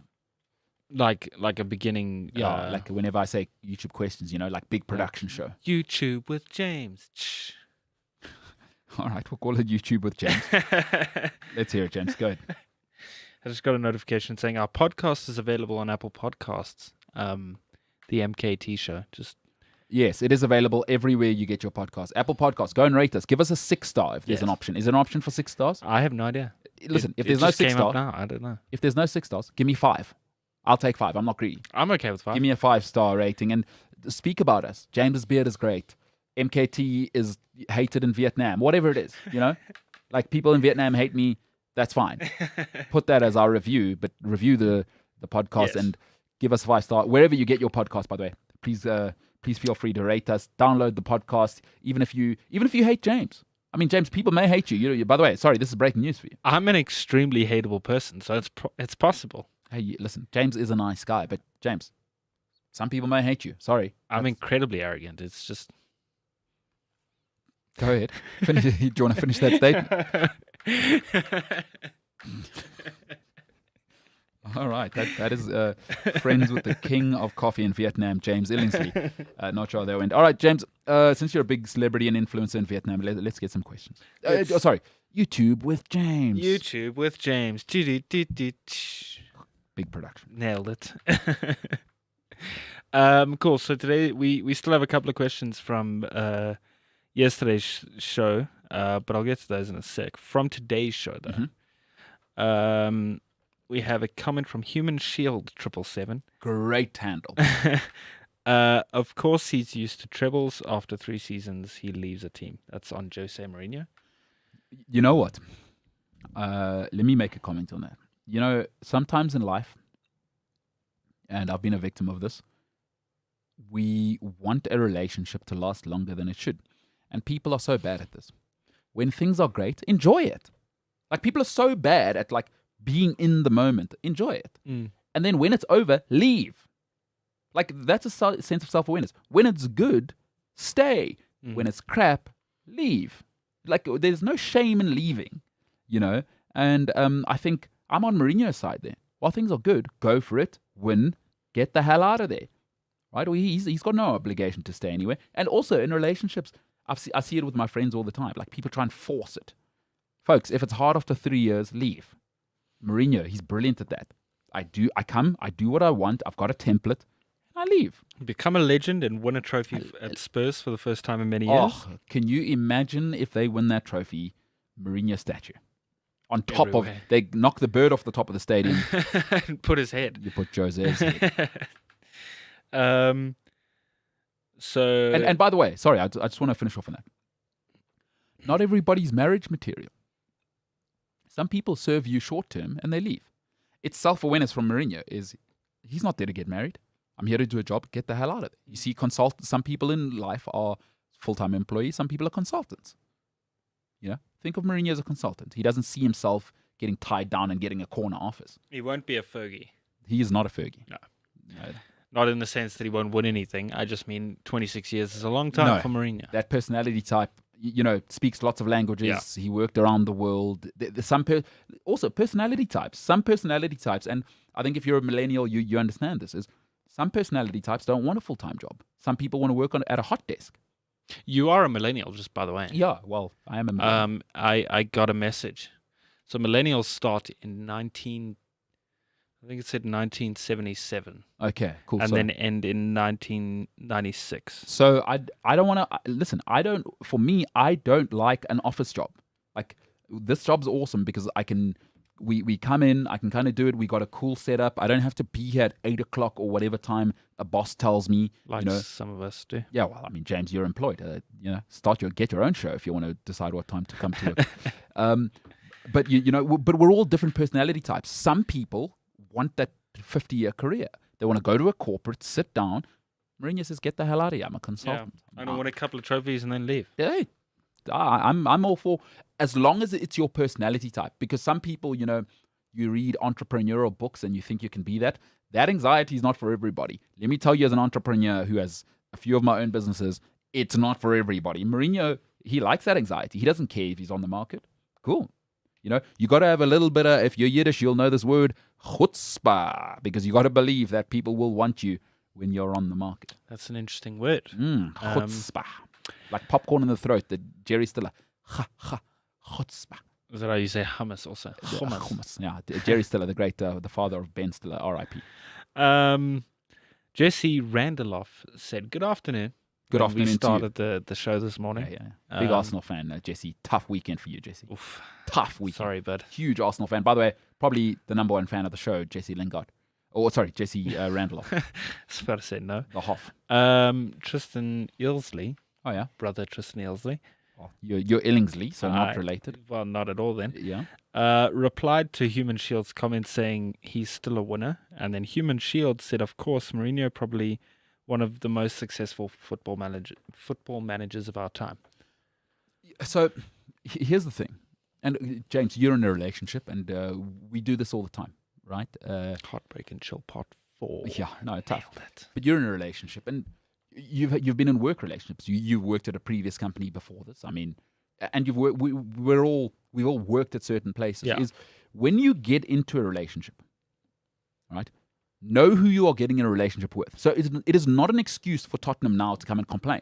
You knew the personality type you're getting. I don't want to hear it. Everyone knows who Jose Mourinho is as a person. When you go and get a job, and it's corporate, and there are rules, and you must wear something, you must wear a suit, you must wear a tie, you must wear a jacket. Don't complain if you took the job. You knew what the rules were coming in. I don't want to hear it. I do not want to hear it.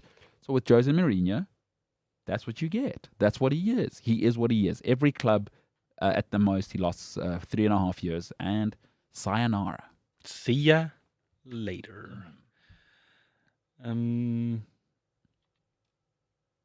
James, you should have the ready. I'm sorry. You should have the next questions ready. I mean, this segment is terrible. I do. The screen scrolled and then it didn't scroll. Nobody cares about excuses. The excuses get you fired.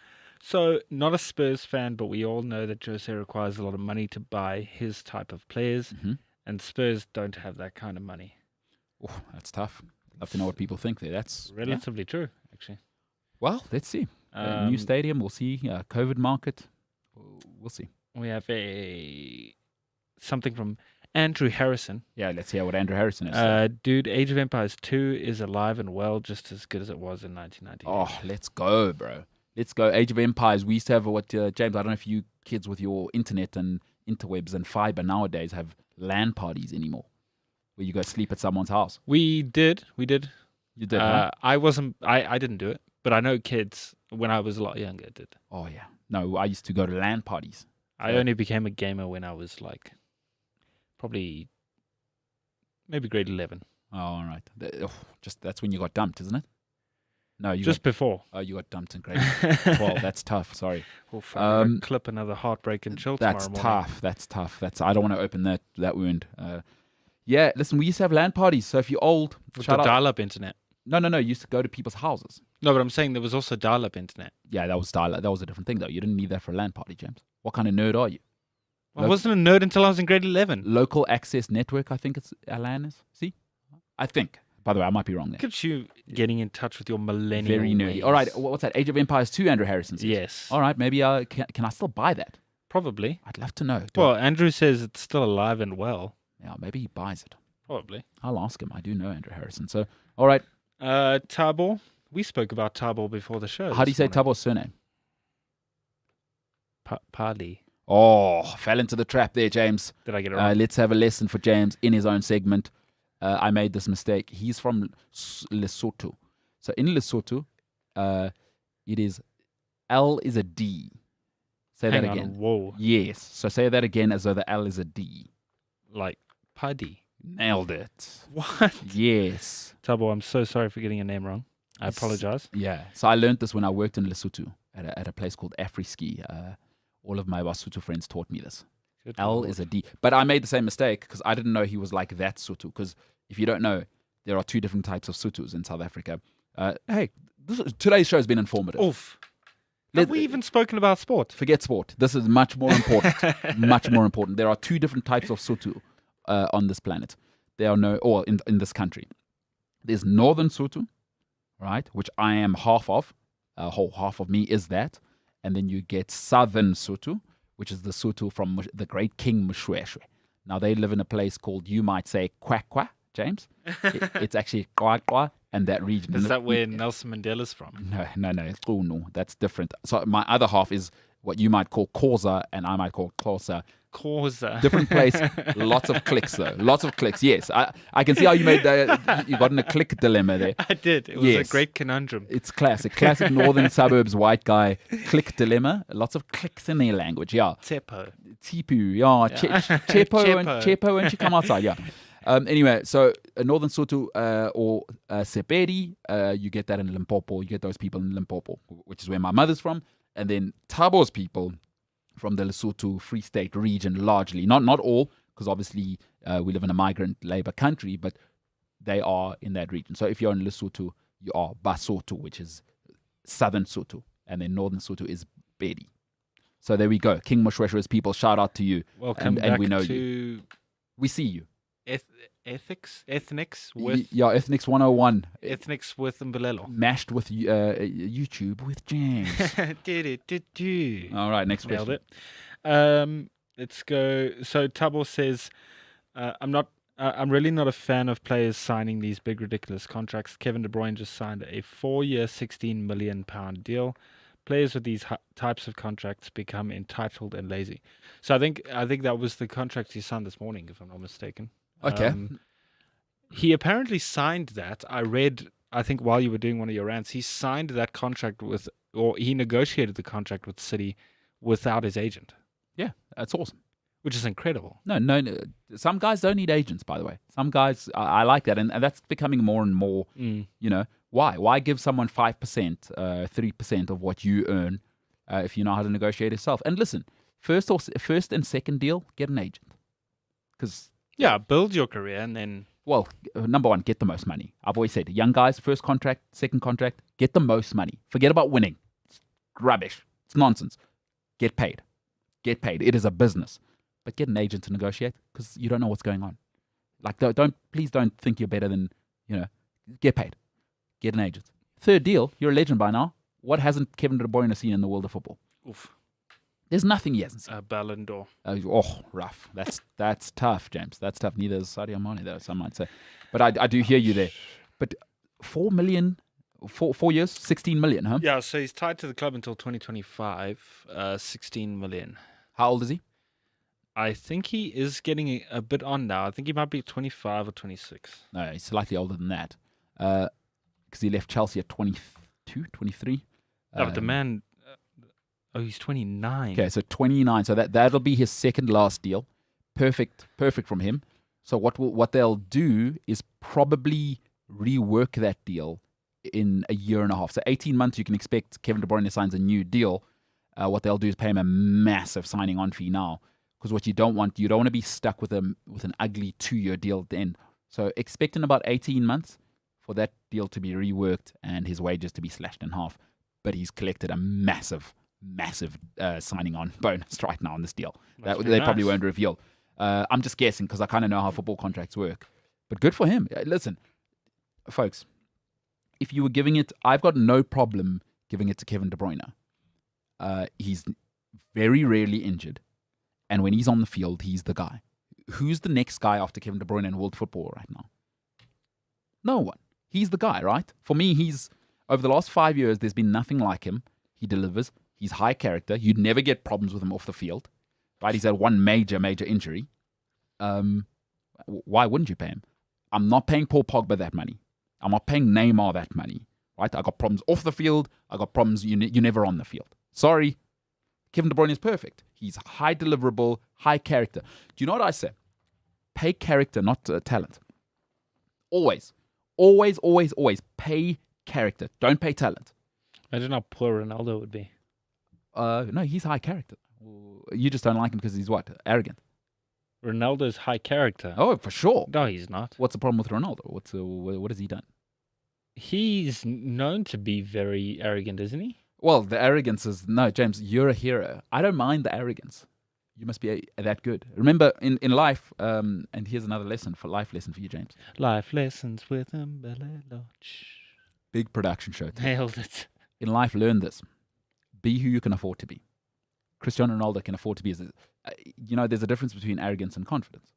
He's confident because he's delivered. Nobody has delivered like him. And I've never had problems. I mean, he had a little bit of a situation in America. Listen, they went through the courts and he was found not guilty. But for me, with Cristiano Ronaldo, is I get production, never injured.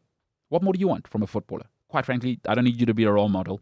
He delivers on the field. I never get problems with him off the pitch. Never. Messi delivers on the field. There's never... Listen, just because you don't like somebody, get over that. Who's the dude who did Apple? Jobs. Nobody liked him. Everybody worked at Apple still. You want to work with greatness. Yeah. So for me, Kevin De Bruyne deserves every penny. The thing is, Man City aren't dumb. They're paying the character. At this level, now, is they're not paying its talent. The talent's a given. Where are you going to get another Kevin De Bruyne? Let's say this deal cost them in the end, there'll be a signing on fee. Let's say this deal costs them another £30 million all in all. It's 16 million now, but there's going to be add-ons and blah, blah, blah. And there's probably bonuses in there. And you probably got a £10 million signing on fee, whatever it may be, right? Where are you going to get another Kevin De Bruyne over the next 5 years for £40 million? With the payments, let's say it costs £15 million. There's no Kevin De Bruyne for £50 million. And he's shown you already, I'll stay fit. I'm not a problem. I'm a high character guy. The teammates clearly like him. What's the problem? Now, Pogba, no way. There's no way I'm paying. I'm not paying Pogba. I'm not giving Pogba a 4-year deal. He's always injured and he's a nightmare off the field. Neymar, forget it. I wouldn't give Pogba a 1-year deal. Well, I mean, he is a good player. He will find money and he's commercially viable. But I'm not paying. Pay character, right? I always say 2 things. James, anybody who ever has their own company, one thing I've learned, you pay character and production. Don't fall in love with anybody. Pay production, not talent. So Kevin De Bruyne, good for you. Thabo, I think I do disagree with you there. There are certain characters who, if you pay, they become a certain thing. Money doesn't change you. It only makes you more of what you are. And Kevin De Bruyne has been nothing of exemplary since being at Man City. Nothing but exemplary. We have been incredibly inspirational today. We're a big show. We're a big sports show. We're a great show in general, huh? I really hope this still has the hand clap on it because I think we deserve it. This one? Well, let's see it. Nailed it. Nailed it. All right. What's next in the segment? We have hit 2:00, so I got to wrap up these comments. One again from Thabo, except for Messi and Ronaldo. Look at Neymar, Martial, and Hazard to some extent. All 3 great points. All 3 character problems. That's not an ability problem, right? Again, Real Madrid made the mistake of paying Hazard after that first season. Once you're overweight, that's a character issue as a footballer. I'm sorry. That's not a talent thing. Neymar has character issues. And this is a rule across the board. Don't fall in love with what people look like. Fall in love with character across the board. For me, character matters over everything. I will pay character all the time. If I can rely on you, that is the most valuable thing in the world. You can't rely on Neymar.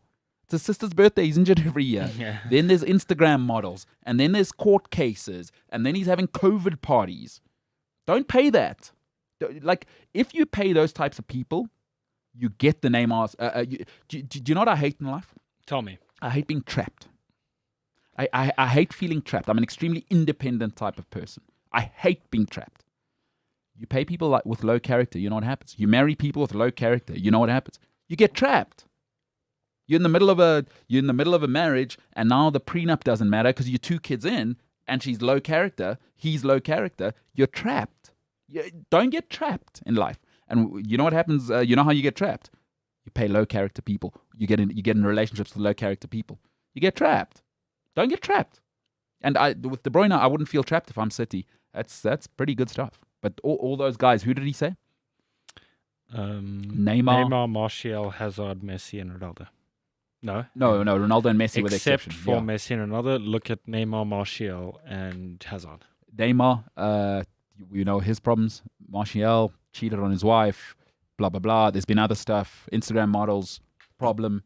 Pogba is Pogba. These footballers have like God complexes, like they're untouchable. Okay, go ahead. And I think it's because of what they get paid on a weekly basis. Sure. They think they're these people that are above the law. Martial can cheat on his wife. Neymar can go to Brazil and be injured because of his ankle, but it's actually his sister's birthday. And it becomes irritating after a while, because you look at this stuff and then you're still like, these guys are paid millions in a year outside of their boot sponsor or whatever other sponsors they've got. They've paid millions, and then they don't want to turn up to training because they're not getting the contract they wanted. I would kill to be a footballer. I would go to training every day. I'd be there early. I would kill to do that job. And it's incredibly annoying that they think that they are these people that are untouchable, and there's no one in the sport at the moment that has that iron fist. There's a couple of managers here and there. Fergie was one of them, but who at the moment drives this whole let's stand against this whole mentality that these players have? How do you stand against it? Yeah, that's tough. Listen, I think as people get smarter, it's like, the game we're in is, the game was always get on TV, get on radio, right? And now it's like, oh my God, I don't want to be on radio. I'm trapped. I can't say what I want. It's gone digital. So I just think I keep repeating this line, but you got to do business the way business is being done. Is players now understand? First of all, on the arrogance thing, I think, you know what? I think you need it. Otherwise, you're not getting to that sort of level. You got to have the temerity. Because you need to believe you're superhuman. Think about from under 12, you've always been or under 6, you've always been in the best team. You've always been the best player. And then you start getting to, how many academies, and you've got to fight off those people.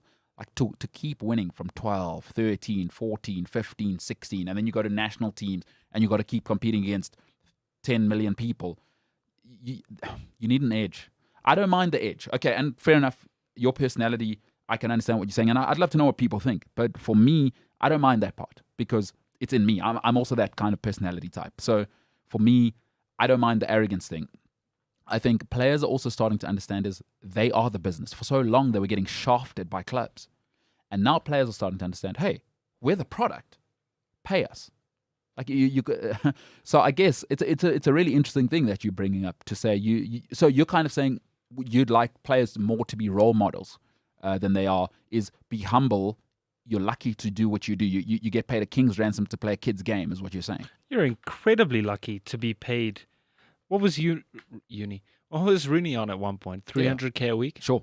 That's £300,000 a week. Sure. To kick a ball. Yeah. Like, I am incredibly passionate about football, but £300,000 a week. Yeah. So do you think football players are overpaid? Massively. So what about actors? Because I think you should always look at... Okay, but go ahead. So with the Rooney story, the reason I bring him up is, I don't know if you remember a while back, but he tweeted, "Oh, it sucks to have to scoff down a full bowl of spaghetti at 10 o'clock in the morning or whatever before a game." Sure. And then someone had replied to that tweet and was like, I'd do it if I was getting 300k a week. Sure. Like, you have these complaints about having to eat spaghetti at 10 o'clock in the morning. I got you. But 300k a week. Yeah. In terms of actors, I think maybe they're a little bit overpaid. Maybe. Yeah, but the thing is, a lot of money goes into the actual equipment to create films, and there's a lot of people involved on one film. Mm-hmm. I know it's similar with football in the sense that there's a lot of people involved, but not everyone is involved on one project, if that makes sense. Got you. Also, films make money off of consumers, and that money gets then repaid back to the people that worked on the film or the executive producers. And I mean, what's the difference in football? What do you mean? What's the difference? Wayne Rooney is an asset in a business. People buy his shirt. He pays Nike. Nike pays Man United. Man United pay Wayne Rooney. We move on. And listen, it is the product right now. Football is the. So I hear what you're saying. It'll be interesting to hear what people think. Are footballers overpaid? For me, absolutely not. I think they're criminally underpaid because I understand how much money clubs continue to make, Sky continues to make, and footballers are the product. So, listen, it's a tough one, but for me, I don't think they're underpaid, and I think they don't. They're not role models. Stop making footballers role models. They just want a genetic lottery. Raise your own kids is how I feel. But maybe you side with Jimbo. Love to hear what people say. Hit us up on the tweet monster. Cliff C Sport. I'm MKT Inspires. He's James_Illingsley. James_Illsley. ILSLEY. Actually, I found out yesterday, if you just search James on Instagram, I'm the first one that comes up. No, you're not. I swear. Oh my goodness. I swear. AJ, the sound dude on the other side, he was like, James, what's your handle? And I told him. And then he typed in James, and I was the first one that came up. So you think Twitter has you above James, the singer? Let's see which other Jameses are there. I didn't do it. I don't run the algorithm. Although you are, no, you're right. The algorithm, you are the king of coffee in Vietnam's best mate. Not impossible. What you're saying? I am an influencer now. Oh, huge. I am. James, famous, funny. Oh my look, goodness. Look. It's not easy. Sure. Someone's got to do it. Look, exactly. Someone has to put in the hard yards, and have to have their beauty sleep, and it isn't easy. Unbelievable. You can come in here at 10 o'clock in the mornings and you're here just grinding and working crafting. like a dog. Working like a dog. Listen, your humility is something which I wish I could just get 1% of and sort of ride that bridge off. Look. Yeah, it's not for everyone. Look, it has taken practice. Ladies and gentlemen, James Illingsley, what a human being. What an inspiration. I try. Our footballers overpaid. At Cliff C Sport, hit us up on the tweet monster. Hey, great YouTube question segment there. By the way, if you do get yourself in the chat there, we obviously look at questions and we review them, and we'll bring it up later. Remember, like, share, subscribe on YouTube, of course. Please click the like. That's that one. That's the up thumb. That's the thumb that's facing up. The thumb that goes upwards. Upwards. Up thumb. Up the thumb. Otherwise, you can go, hey, if you hate this show, click dislike. I am not averse to negative feedback. If you go, this show's terrible, your face is terrible, maybe you only want to see James's beard. That's it. For 2 hours. I get it. Listen. That's how people are feeling. I am okay with that. If you're like, I went to Vietnam, I met this guy, he's the king of coffee in Vietnam, hates your face. If you hate it, click the down thumb. But click like, please. That helps us on the algorithm, and we're trying to make the best show we can so that you can have people to hang out with for 2 hours a day. Ladies and gentlemen, for today, before I go, please go and like, share, subscribe. The podcast available on cliffcentral.com, Cliff Central app, otherwise, wherever you get your podcast. Like, share, subscribe, and give us, I don't want a 6-star. I'm not greedy. I do. If you want a 6-star, go to the Dubai hotel. But I'll take a 5-star. Give us a review on Apple Podcasts or wherever you get your podcast. Ladies and gentlemen, before we go, I just want to say, James, great show today, pal. I think it was great. Great show today, I think there was some informative information that we gave people. Yeah, big show. Gaming. Informative, soul, a little bit of soul searching we did today, you know. Some Wasn't all gaming. sport. Hey, we did some nerd talk. We did. We ran a little bit over time, but who cares? I'm not going to leave out the nerd talk and worry about time. Time is just a Why concept. are you shouting at me? I'm just passionate about nerdisms. Passionate about nerds. Passionate about people. Ladies and gentlemen, my name is MKT. He is James Illingsley. This is the MKT Show. And for now, ladies and gentlemen, we are the hell out of here.